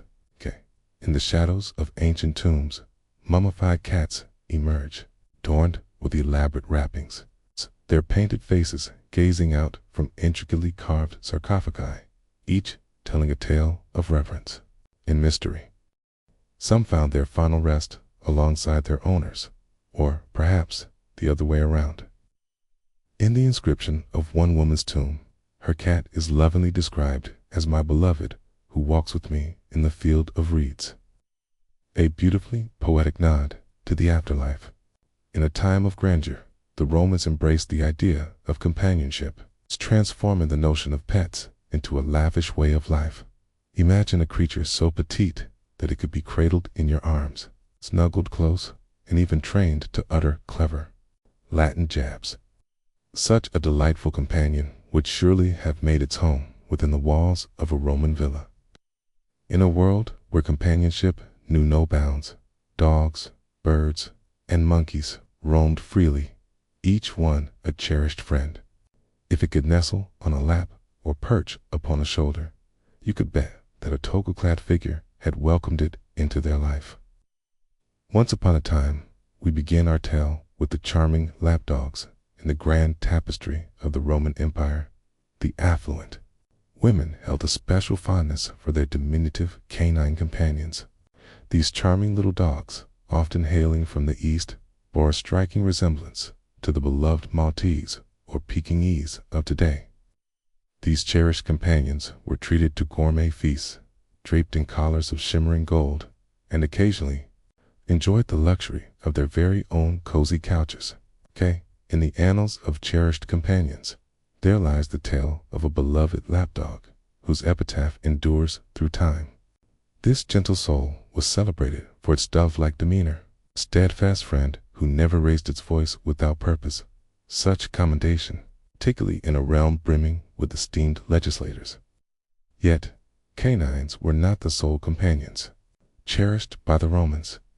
In a time of elegance and refinement, the allure of exotic birds captivated the elite, with parrots and starlings taking center stage in their lavish lives. In a world where feathered companions possessed the gift of speech, these remarkable birds would converse in the melodic tones of Greek and Latin, their voices echoing through the air. They resided in beautifully crafted cages, each a testament to their extraordinary nature. Once, a parrot delighted guests at grand banquets with its joyful avenue, until fate took a turn and it sadly passed away from sheer excitement.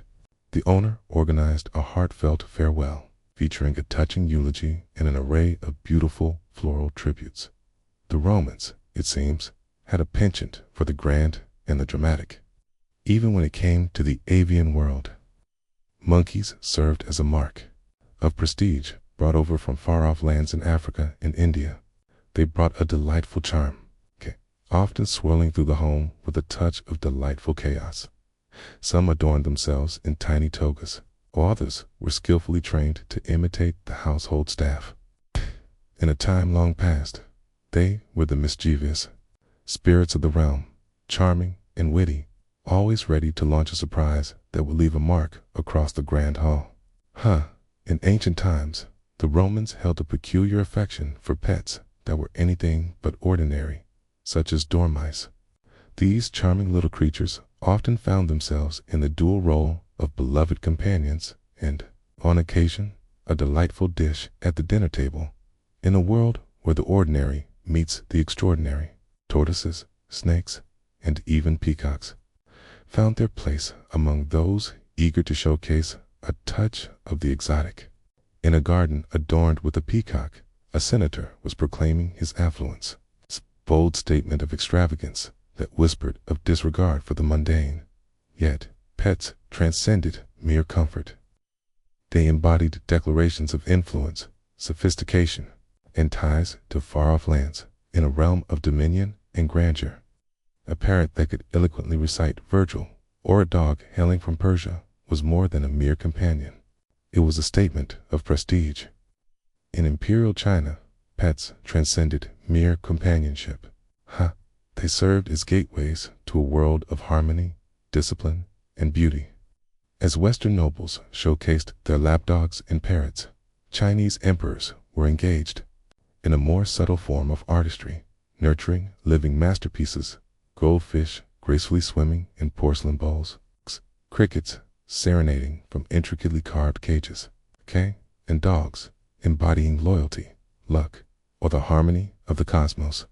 Let us embark on a journey with goldfish, not the delightful treat, but the enchanting display. Once upon a time, during the illustrious Tam's dynasty, goldfish emerged from humble carp.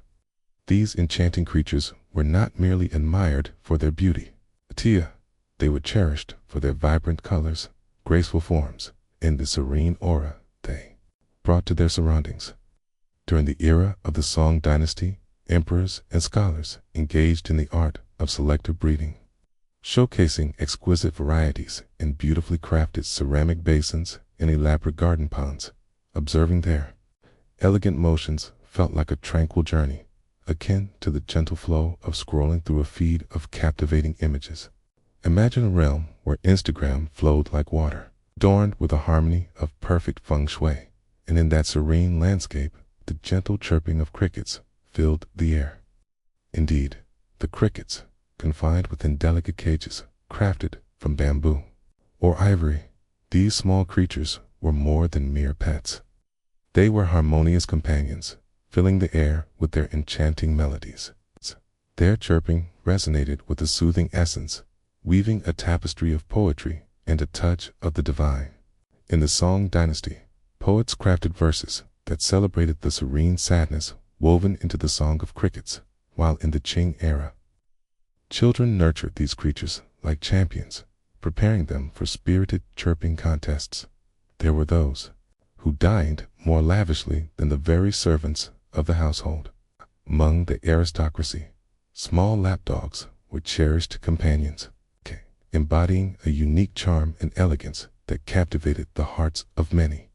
Breeds such as the Pekingese and Shih Tzu were not merely adorable. They embodied the essence of imperial grandeur. Crafted to embody the majestic essence of Chinese lions, they were revered as sacred beings, almost touched by the divine. Once upon a time, it is said that the Pekingese emerged from the majestic lions, who, in a profound act of love for the Buddhist monks, chose to diminish their size. Regardless of its truth, it's among the rare tales where the conclusion is delightfully soft and charming. In the grand tapestry of the Forbidden City, these regal canines were cradled in sleeves, indulged in silk-lined baskets, and watched over by eunuchs, for even the most cherished companions required their own protectors in this majestic realm. Yet, the Chinese perspective on pets transcended mere adorableness. It encompassed a profound sense of aesthetic and emotional refinement. A beloved companion's role was to nurture patience, tranquility, and a bond with the natural world. Observing a goldfish invites deep contemplation. To hear a cricket was to embrace the fleeting nature of existence. To cradle a Pekingese in your sleeve, now that was a mark of true elegance. In the mystical realms of ancient Mesoamerica, pets transcended the role of mere companions. They served as spiritual guides, symbols of elite status, and, on occasion, a source of sustenance. The distinction between a companion of the wild and a revered entity was hazy, and truthfully, that ambiguity was precisely how the Aztecs, Maya, and various other cultures preferred it. Once upon a time, we embark on a journey to discover the Xoloitzcuintli, squintly, a remarkable creature that is more commonly known today as the Mexican hairless dog. It wasn't created for its appearance, which could be described as an acquired taste, but rather for its deep spiritual significance. In the realm of the afterlife, the Xolo emerged as a revered figure, a mystical guide entrusted with the sacred duty of leading souls from the world of the living to their eternal resting place, the shadowy realms of ancient tradition. When a soul departed from this world, it was customary for a Xolo to be offered as a sacrifice, laid to rest beside the deceased. This act was believed to secure a safe journey through the perilous 9 levels of the underworld. It wasn't the heartfelt farewell that many pet owners dream of. Yet, it was a commendable task, nonetheless. In the warmth of homes, these dogs served not only as beloved companions and vigilant guardians, but also played a surprising role as a source of sustenance during sacred ceremonies. Indeed, they were cherished and grilled to perfection in the rich tapestry of Mesoamerican thought. The profound spiritual significance of something demanded reverence in every aspect, including the culinary realm. And so begins the clumsy exchange over dinner. And so the tale unfolds with the arrival of jaguar cubs in the realms of the Maya and the Aztecs. Jaguars held a significance that transcended their role as apex predators. They were magnificent creatures, champions of the divine and vibrant manifestations of strength.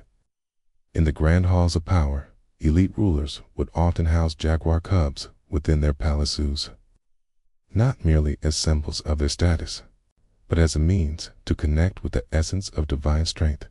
Picture yourself stepping into a grand courtyard, where a fearsome creature with a coat of spots lies peacefully beside a shimmering fountain, basking in the sun's warm embrace. One would never dare to challenge his command or his grip on reality. Turkeys found their way into our lives in more ways than one, serving purposes beyond merely gracing our tables. In the heart of Maya households, turkeys held a revered status, regarded as sacred messengers. These remarkable creatures were often bestowed with names and welcomed into the warmth of indoor living. In rituals, they served as substitutes for human sacrifices, a trait of Gobbles for life that the turkey likely didn't value, yet historians certainly do. The affection for parrots was undeniable. Vibrant macaws were cherished for their stunning feathers, rich symbolism, and lively chatter. Some were crafted to echo words and were woven into rituals. Some were merely revered. Vibrant arcs of color resting gracefully upon earthen peaks in the world of ancient Greece. Animals were cherished not merely for their toil or as offerings, but held a deeper significance. They welcomed them into their abodes, weaving them into their legends, and now and then into their contemplative discussions. Though they may not have been part of the cat video enthusiasts, they held a deep appreciation for the steadfast loyalty of dogs, the whimsical charm of birds, and even the intriguingly cunning demeanor of geese. Indeed, geese, we shall arrive at that moment soon enough. Once upon a time, we shall embark on a journey into the world of dogs, in the hearts of the Greeks. Dogs were cherished not just as faithful friends, but as powerful emblems of loyalty and guardianship. Argos, the legendary ancient dog, stands out in the annals of history. After 2 long decades, he recognizes his beloved master, Odysseus, the instant he sets foot back in Ithaca. In a poignant scene from Homer's Odyssey, we witness a moment of unwavering loyalty. It's perhaps the earliest instance of recognizing a truly noble companion in the annals of literature. In the heart of the countryside, it was not unusual to find loyal guardians patrolling the perimeters of rural homes. In the annals of history, the large, shaggy breeds, such as the Molossian hound, stood as revered guardians, celebrated for their fierce and formidable nature. It's formidable enough to deter any unwelcome guests, yet gentle enough to curl up next to their humans at night. In ancient Greek households, the need for a ring doorbell was simply non-existent. By the gate stood a formidable presence, a mass of 120 pounds of growling muscle. Yet, for those who preferred a different kind of charm, there were the birds. In ancient Greece, the love for songbirds was profound, particularly for the enchanting nightingales and charming partridges. These feathered companions were often housed in ornate cages, where they were lovingly trained to replicate sweet melodies.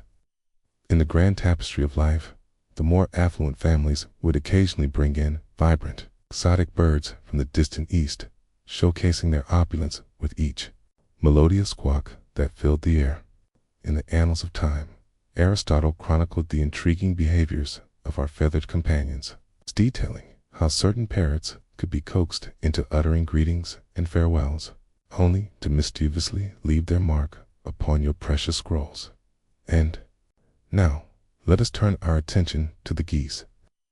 These honking sentinels were not merely barnyard inhabitants. They served as vigilant alarm systems. One tale recounts how geese, in a moment of bravery, saved the city of Ramna, Greece.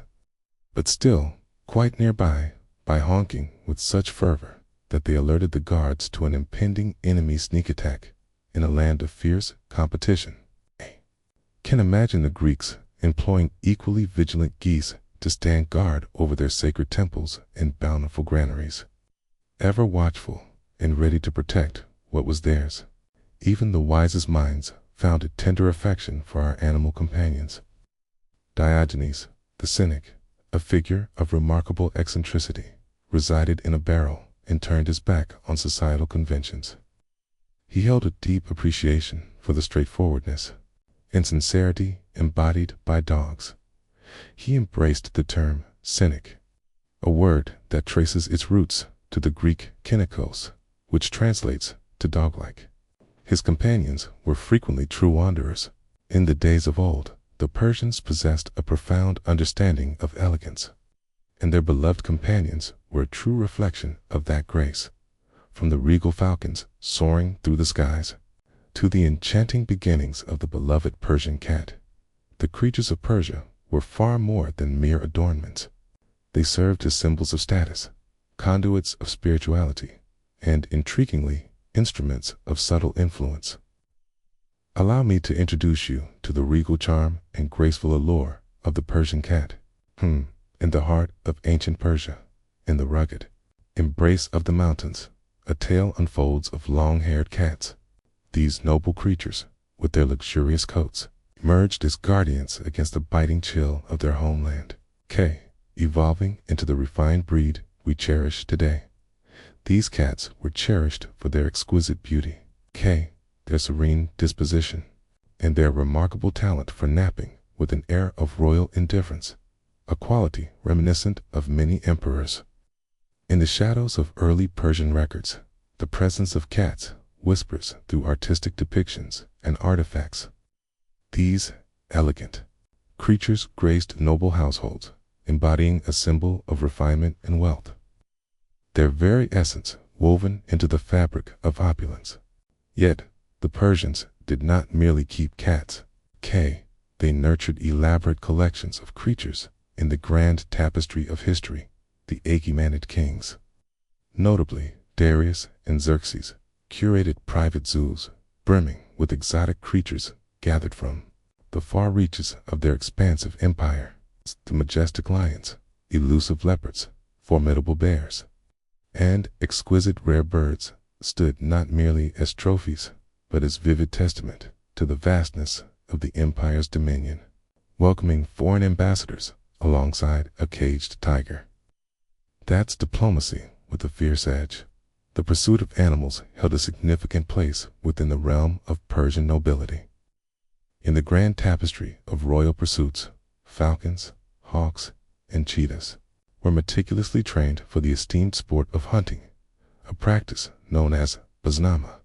Falconry emerged as a noble pursuit, embodying the essence of discipline and a profound connection with the natural world. Teaching a bird to come back to your glove was the pinnacle of patience and honor. In the vibrant world of Persian miniatures, from the Sassanid era, noblemen are depicted with their majestic falcons perched gracefully on their wrists, poised for action, or perhaps, more fittingly, striking a pose for the grandeur of royal propaganda. In the tapestry of life, dogs emerged as loyal companions, particularly the hunting hounds, whose keen instincts were harnessed to pursue gazelles and boars across the challenging landscape, much like the revered companions of ancient Egypt and Rome. These dogs were bestowed with names held dear in the hearts of their owners, and at times laid to rest with great reverence. The allure of ancient Persian pet culture lies in its captivating duality. Its creatures were cherished friends and delicate tools of perception crafting. A stunning falcon perched upon your wrist, or a regal lion lounging in your courtyard, transcended mere personal delight. It was a statement of power and prestige, a vibrant, pulsating declaration of strength. In the annals of time, the Indus Valley civilization, which thrived between 2600 and 1900 BCE, stands as one of history's most captivating archaeological enigmas. Their script eludes our understanding. Their kings shrouded in mystery, and the debate over their downfall continues to ignite passion. Yet, from the remnants of toys, bones, and seals, we uncover a delightful truth. The inhabitants of Harappa and Mohenjo-Daro held a fondness for animals, and among them were creatures that surely earned the title of pets. In contrast to the opulent pet culture of mighty empires such as Rome or Egypt, the essence of the Indus Valley was rooted in simplicity, warmth, and an unexpectedly nurturing spirit. In the depths of ancient sites, excavations have revealed a treasure trove of clay figurines depicting not fierce predators, but rather joyful, floppy-eared companions, their tails wagging in delight. These were not emblems of victory. They held a cherished place within the heart of the home, in the shadows of our homes. The remnants of canines whispered tales of a bond forged through time. These loyal companions stood watch over our dwellings, aided in the herding of livestock, and, above all, offered the warmth of companionship that enriched our lives. The creation of dog toys for children, alongside miniature carts and whimsical animal-shaped whistles, suggest that these beloved companions were woven into the fabric of everyday family life, transcending their roles as mere functional tools. And lo, the cats graced the scene as well. While not as prominent as in Egypt, Akkada, traces of feline remains can be found in the heart of residential areas, whispering tales of their past presence.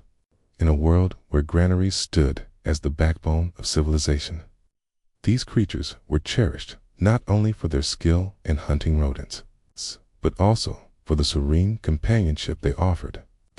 Picture a Harappan woman skillfully weaving vibrant textiles, her hands dancing through the threads, while a small cat curls up in a warm sunbeam, lost in a peaceful slumber nearby. But what could be more legendary than the most iconic creature of the Indus Valley? Behold the humped bull, a majestic figure gracing countless seals. In a time long past, these creatures, revered and emblematic, roamed the streets of a civilization marked by harmony and order. The very essence of their existence hinted at a deep-seated respect for all living beings, transcending the notion of mere companionship.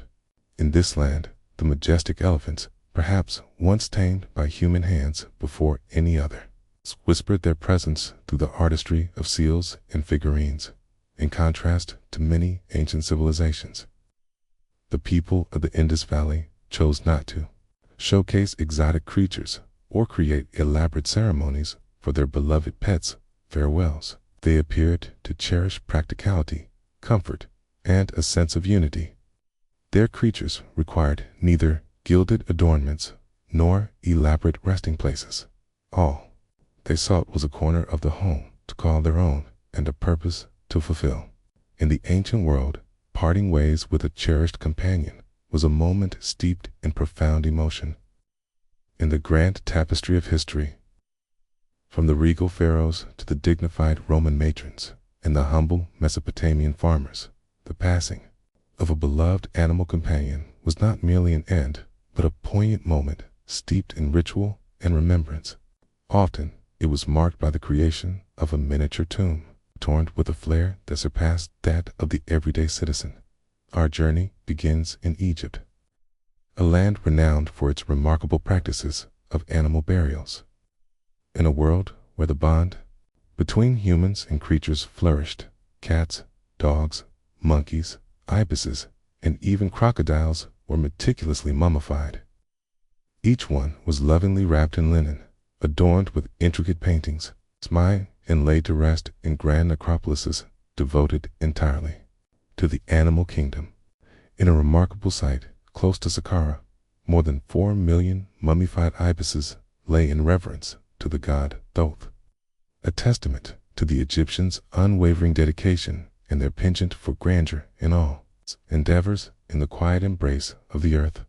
Some pets found their final resting places beside their beloved owners, or nestled within their own ornate sarcophagi, adorned with heartfelt inscriptions such as "Beloved of the House," or "Faithful Companion in Life and Death." In essence, these are ancient memorials for beloved pets, inscribed in the timeless language of hieroglyphs. The Greeks and Romans embraced a deeply personal, often poignant narrative style.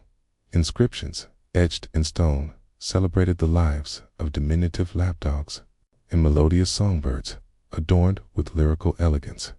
One Roman epitaph expresses a poignant sentiment. I weep as I carry you to your final resting place, just as I once rejoiced while bringing you home in my arms. Once again, a heart grieves for a beloved dog named Margarita. She was never one to raise her voice without reason, yet now she remains quiet. These were not mere fleeting thoughts. It revealed the profound emotional connection that existed, hued even in a realm where life and death arrived with relentless speed. Beloved companions were grieved as if they were kin. Tributes were presented. Some received their own farewell ceremonies, and a select few cherished creatures had statues crafted to celebrate their memory. In the ancient land of Mesopotamia, cuneiform tablets reveal glimpses of animal companions, often intertwined with tales of omens and the fortunes of households.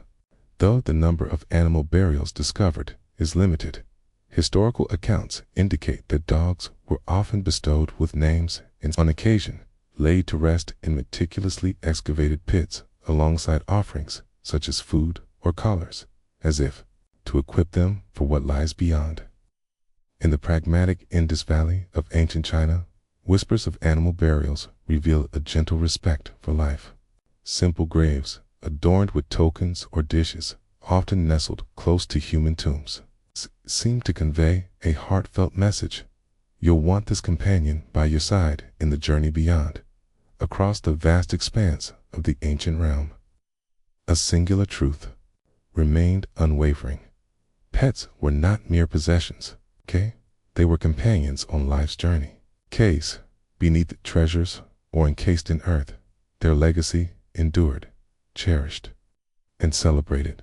For in every age, farewell was always more than mere farewell, a vow to reunite in a place yet to be discovered. In the heart of ancient Babylon, the whispers of superstition wove through the fabric of society, shaping not just individual lives, but the very essence of national policy.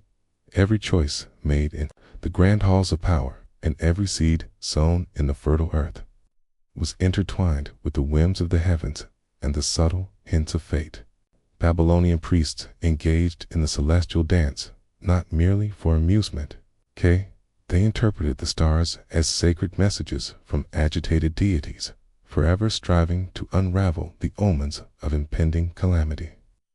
In the eyes of the Babylonians, the cosmos was a masterfully crafted mechanism, guided by divine hands. Every minor disturbance in the heavens, a peculiar cloud, a crimson moon, the shimmering tail of a comet, signaled that something was amiss in their world.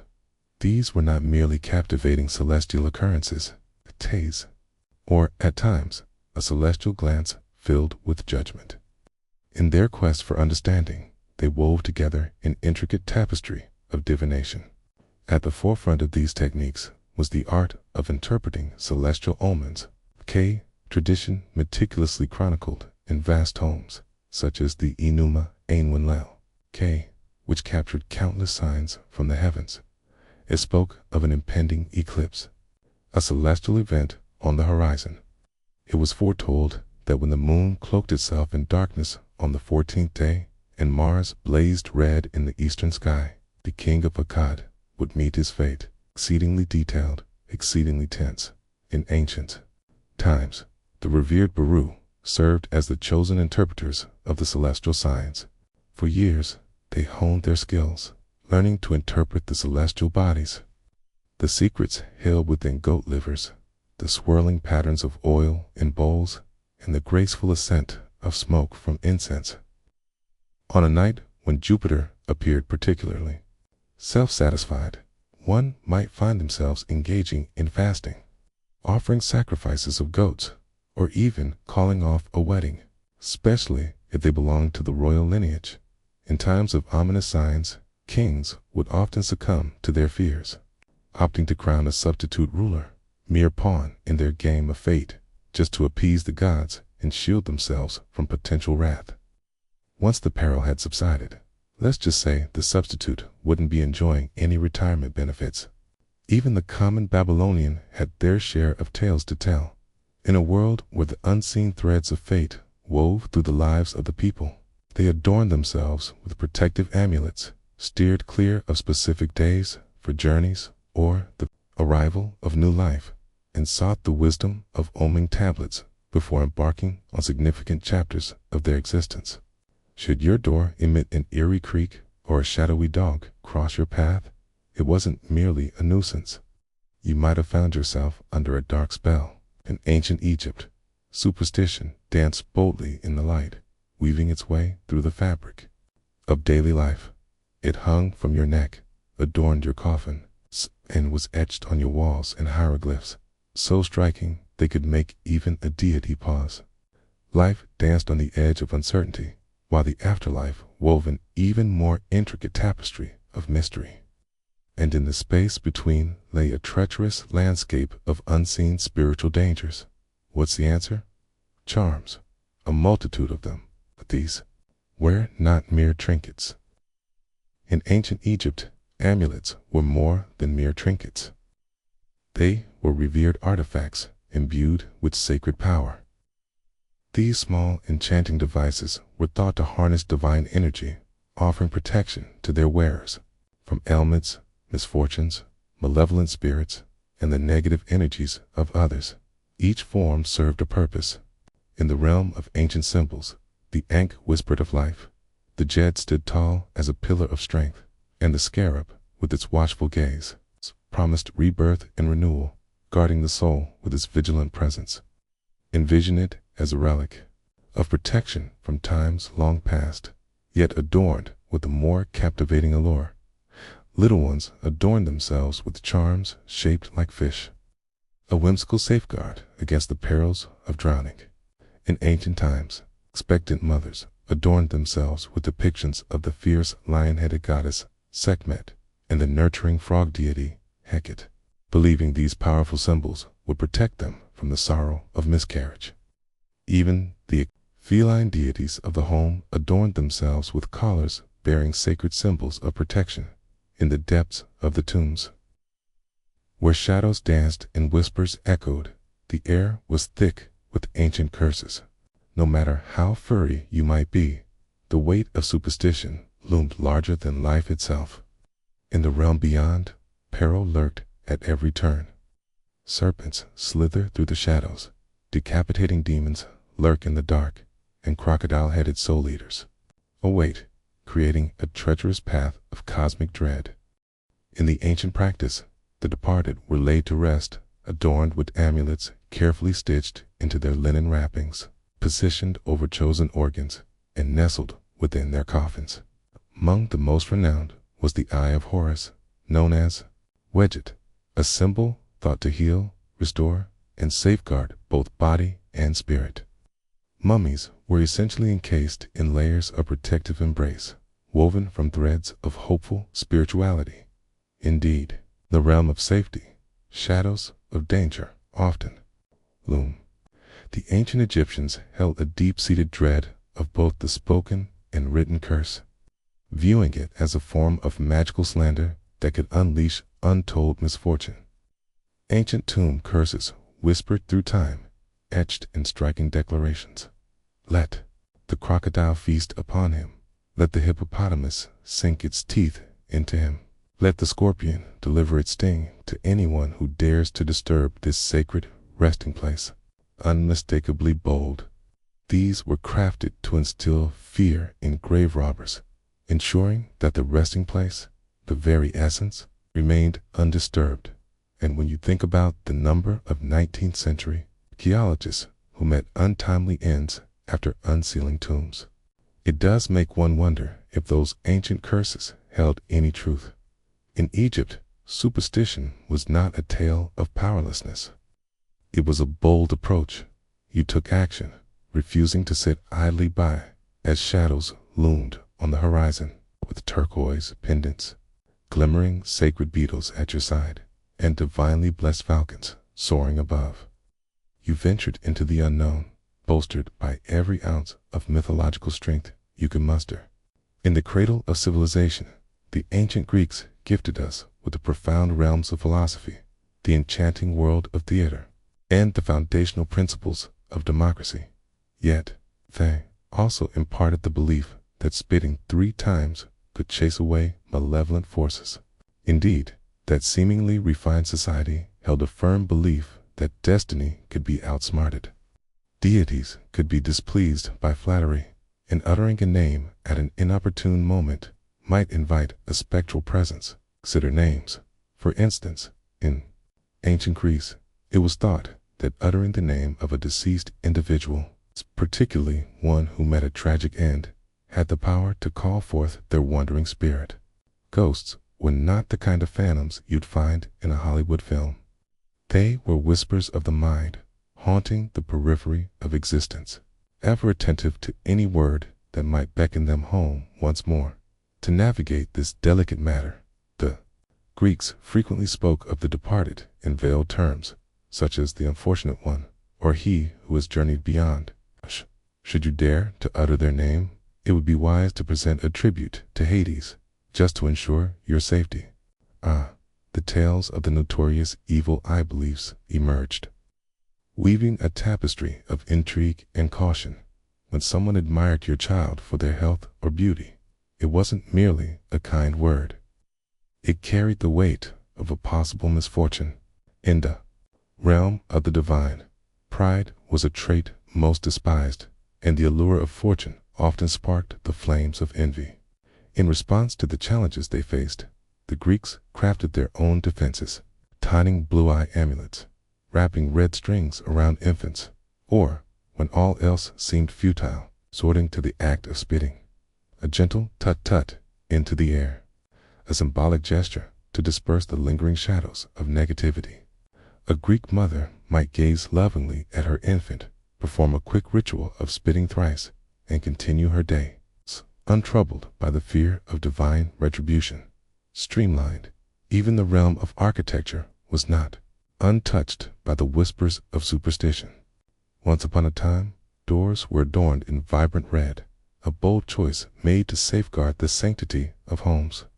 3 knocks before crossing the threshold were believed to bewilder any lingering spirits that might be present, and beware of the thought of trimming your nails after the sun has set, for the unseen forces may take it as a sign of you attempting to sever the very threads of your own fate. Those who spoke for the divine and those who interpreted the signs thrived on these deep-seated fears. Are you ready to embark on the journey of entrepreneurship? Examine the omens. Are you thinking about tying the knot with someone special? Would be wise to observe the flight patterns of the birds as they glide through the sky. At Delphi, Apollo's oracle wove a tapestry of divine riddles that spun an entire economy into existence. Part seer of destinies, part guide through the labyrinth of power, wholly revered and dreaded. The Romans, masters of roads, laws, and grand architecture. Yet, beneath their impressive facade lay a tapestry of superstitions, woven with threads of both deep belief and delightful absurdity. Beneath the gleaming marble and the dignified togas lay a vibrant culture, ever engaged in a dance with destiny, employing charms, omens, sacred chickens, and an unexpectedly high number of winged phalluses. Let us embark on this journey with those enchanting little charms, crafted in the form of male genitals, often adorned with wings and occasionally jingling with bells. These were not mere jokes. They were guardians of meaning. In ancient Rome, it was widely held that the phallus possessed a unique ability to fend off the malevolent gaze known as the malachio. This symbol was thought to bring forth good fortune, enhance fertility, and pave the way for overall prosperity. They would be discovered etched into the very walls, fashioned into delicate jewelry, and even adorning the necks of children as cherished pendants. Seems that nuance was not their forte. Everyday life was intricately laced with superstition. Upon the sound of a sneeze, a voice would swiftly rise to offer a comforting salve. Not to be courteous, but to ensure that a spirit does not flee from your being, to tread upon one's own shadow while uttering a promise was a harbinger of misfortune, letting your toga pin slip from the left side. Keep a keen eye behind you. In the heart of Roman politics, the art of reading the signs from the flight and calls of birds held great significance. In ancient times, there existed a group of skilled observers, revered for their ability to interpret the flight of birds. These individuals, steeped in tradition, sought to unveil the will of the divine, guiding the people in their choices based on the signs from above. Are you ready to embark on a grand adventure, perhaps to declare war or to establish a magnificent new temple? First, let the sacred chickens roam free and observe their feast. Turn away from their grain was to invite misfortune. In a tale of impatience, a Roman commander, frustrated by the stubbornness of his chickens, cast them overboard. When they refused to eat, he faced defeat in the struggle. In their homes, the ever-watchful guardians ensured that Romans remained vigilant in every dwelling. There existed a sacred space dedicated to the Lares and Penates, the vigilant spirits that watched over the home and its provisions. Families would often present gifts of food, wine, or incense, ensuring their contentment and favor. Neglecting it could lead to a streak of misfortune, ruined harvests, or a mishap just as your guests were about to arrive for dinner. In ancient Rome, brides adorned themselves with veils, not merely as a fashion statement, but as a protective shield against the envious spirits lurking nearby. In ancient times, little ones were adorned with protective charms known as bulla, crafted to shield them from the shadows of curses. Even the great Emperor Augustus was said to tread carefully, avoiding the left foot first, adhering to a timeless Roman superstition woven with the threads of fate and the specter of failure in the heart of ancient China. Superstition wove itself into the very fabric of daily life, guiding actions and beliefs with a presence that was both profound and pervasive. It influenced the very fabric of architecture, the selection of calendars, the intricacies of business transactions, and even the orientation of your bed. Finding balance with the universe was essential, yet equally important was steering clear of phantoms, ill-fated digits, and anything that might be hiding just beyond your family's sacred space. Let us embark on a journey through the realm of numbers. In the rich tapestry of the Chinese language, homophones weave a narrative where certain numbers emerge as symbols of fortune or misfortune. The number 8, Bia, a sound that dances like Ifa, whispering tales of wealth and fortune. It was revered, a symbol of extraordinary luck. The number 4, Psi, echoed ominously, reminiscent of the word for death. As a result, whole structures were built without a fourth floor. Insignificant occasions were planned to steer clear of that ominous number. Phantoms danced through the fabric of everyday life. In the vast tapestry of Chinese cosmology, a vibrant realm of spirits unfolds, where some are kind-hearted and nurturing, while others wander, filled with rage and sorrow.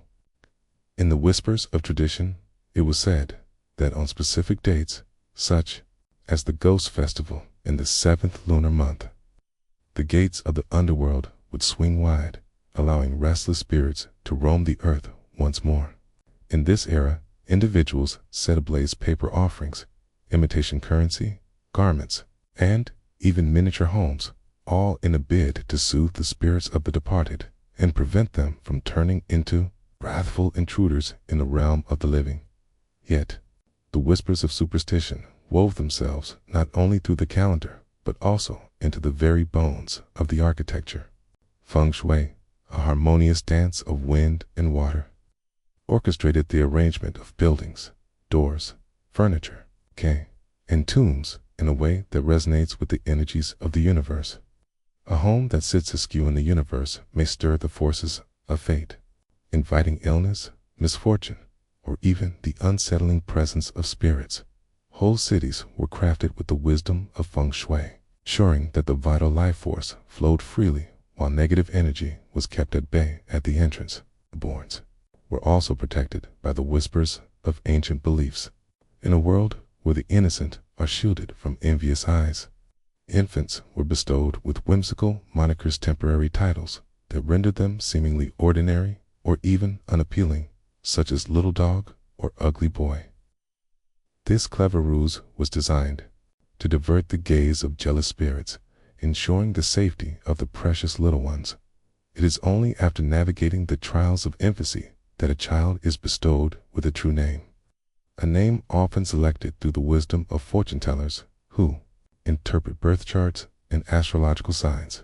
In the tapestry of daily life, protective charms, jade pendants, red strings, and rituals honoring ancestors wove together a steadfast shield against the unseen. Each element played its part in a sacred dance of safeguarding the spirit and honoring the past. Each shrine served as a direct line to those who had passed, and every gesture of reverence acted as a protective barrier for the soul. While the Vikings are often celebrated for their daring voyages, fierce raids, and their unique fashion choices, there lies beneath their rugged exterior a profound belief in the supernatural. In a realm where destiny intertwined with the divine, the Norse embraced a reality steeped in the presence of gods and the whispers of the unseen lurking in the shadows of the woods. Within each tree, a spirit may dwell. Beneath every mound, a ghost may linger. And every rune etched into a sword could either shield you or bring misfortune to your lineage. Let us embark on a journey through the world of runes. Beyond a mere writing system, the runes were thought to possess enchanting powers. And once, a solitary symbol etched into wood, stone, or bone held the power to bestow luck, grant protection, summon a curse. Brave warriors inscribed ancient runes upon their weapons and shields, invoking the promise of triumph in battle. Farmers shaped them into barns and plows, tools for nurturing the rich earth. In a shadowy tale, a notorious rune inscription proclaimed, "I have etched these runes for the sake of love and the grip of madness," a timeless approach to Viking courtship. In Norse society, there existed a profound fascination with fate, a force intricately governed by the Norns, three enigmatic figures who skillfully wove the destinies of both men and gods. To challenge destiny was not merely unwise, it was a perilous endeavor. Even the mighty Odin, the chief among gods, trembled at the tapestry the Norns had spun for his fate. In the quest to traverse this unseen tapestry, individuals turned to dreams, omens, and mystical art of Norse magic, frequently wielded by women revered as Valvers. For a price, they wove tales of prophecy, spun curses, or bestowed blessings.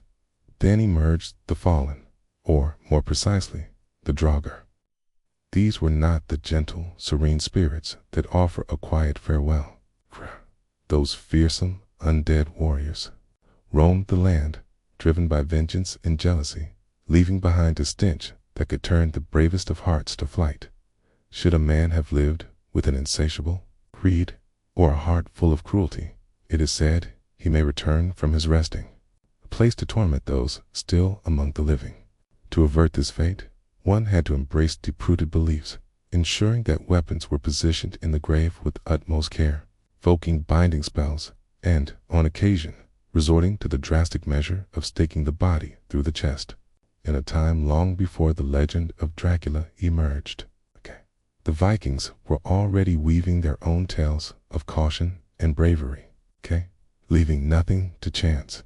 And let us not overlook the trolls, the elves, and the Landvetter, those enchanting spirits that dwell within the very essence of the land, incite their wrath by constructing in an ill-fated location.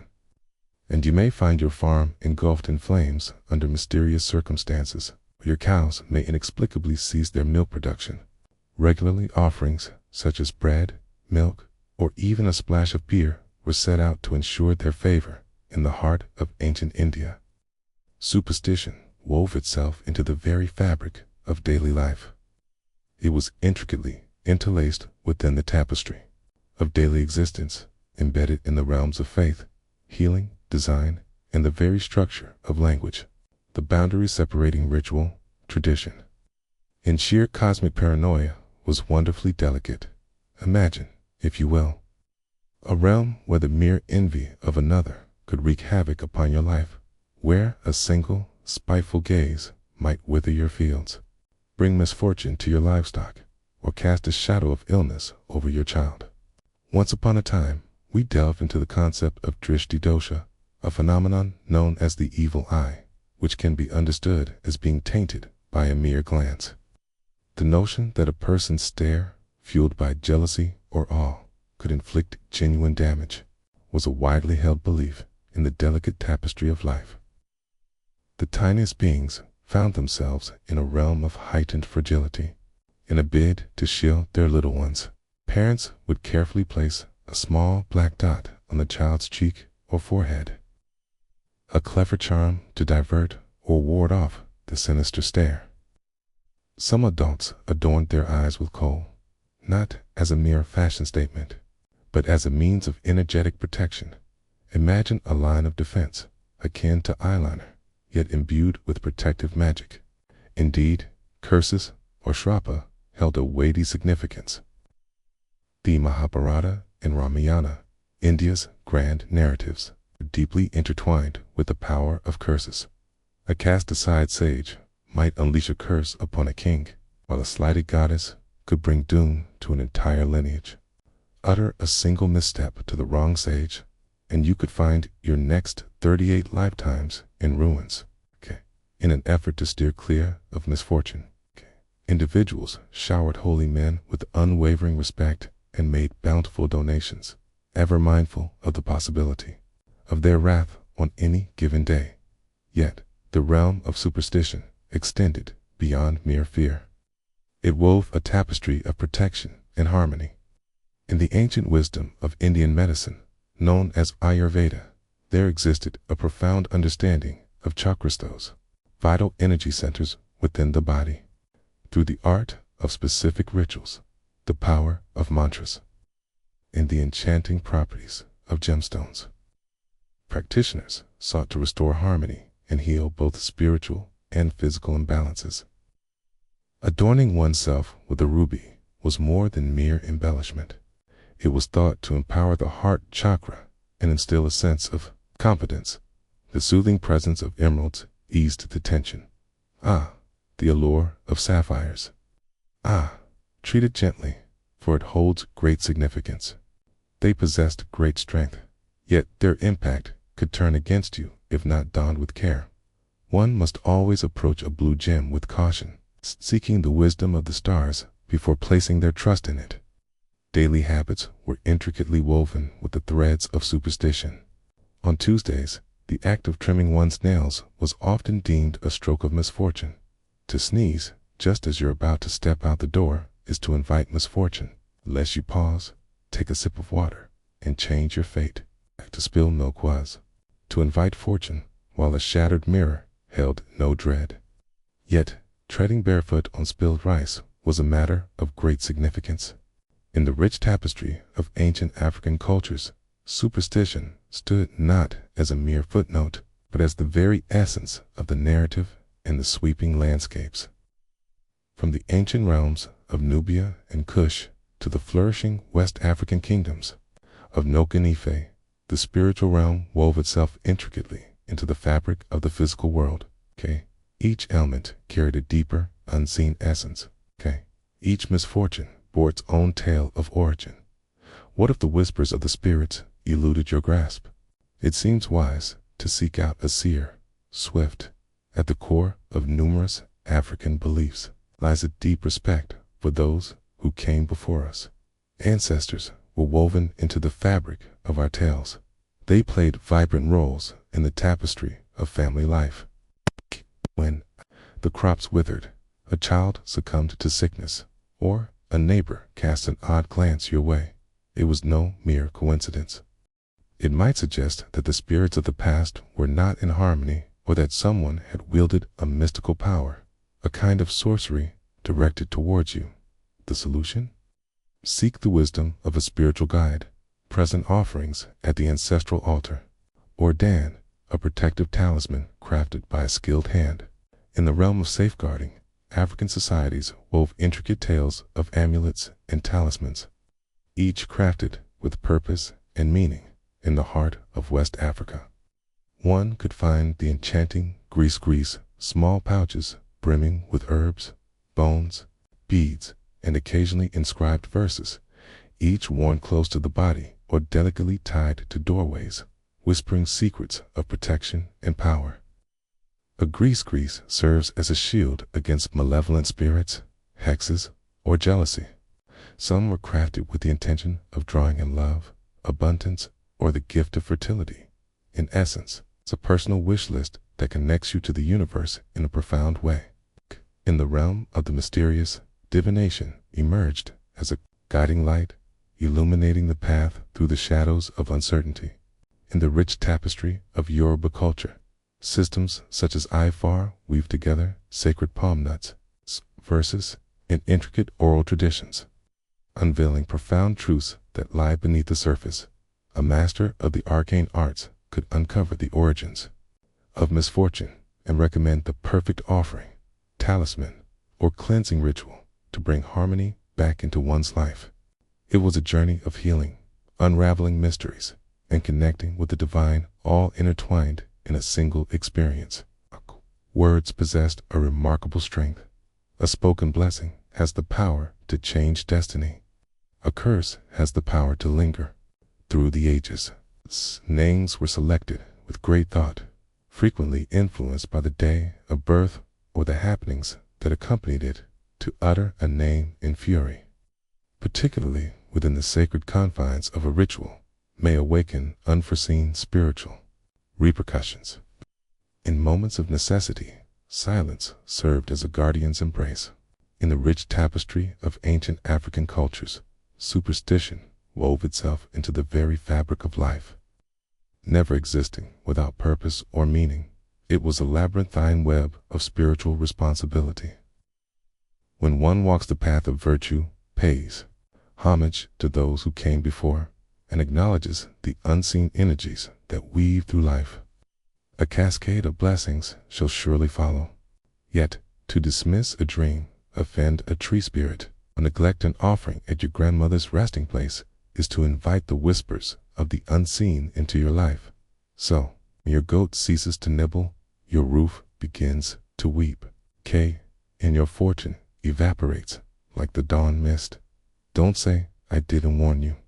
In the tapestry of the ancient world, where Babylon's skies loomed dark and Egypt's amulets shimmered with gold, where the principles of feng shui danced in harmony and Norse runes were etched in haste, superstition emerged as more than just a collection of tales.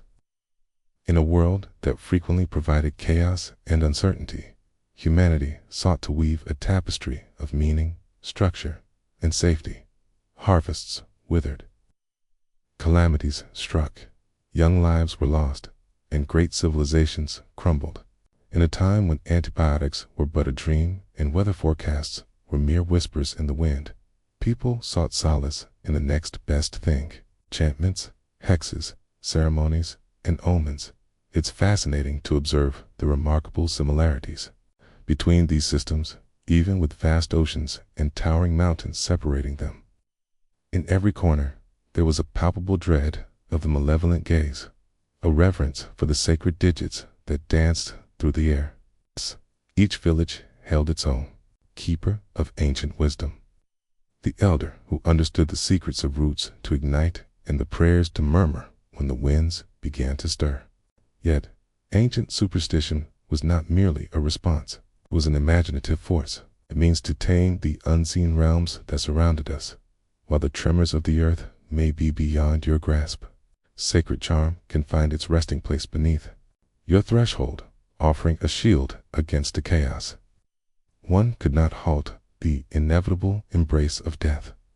Yet there existed a way to silence the departed, binding their mouths with a cord to prevent their vengeful return.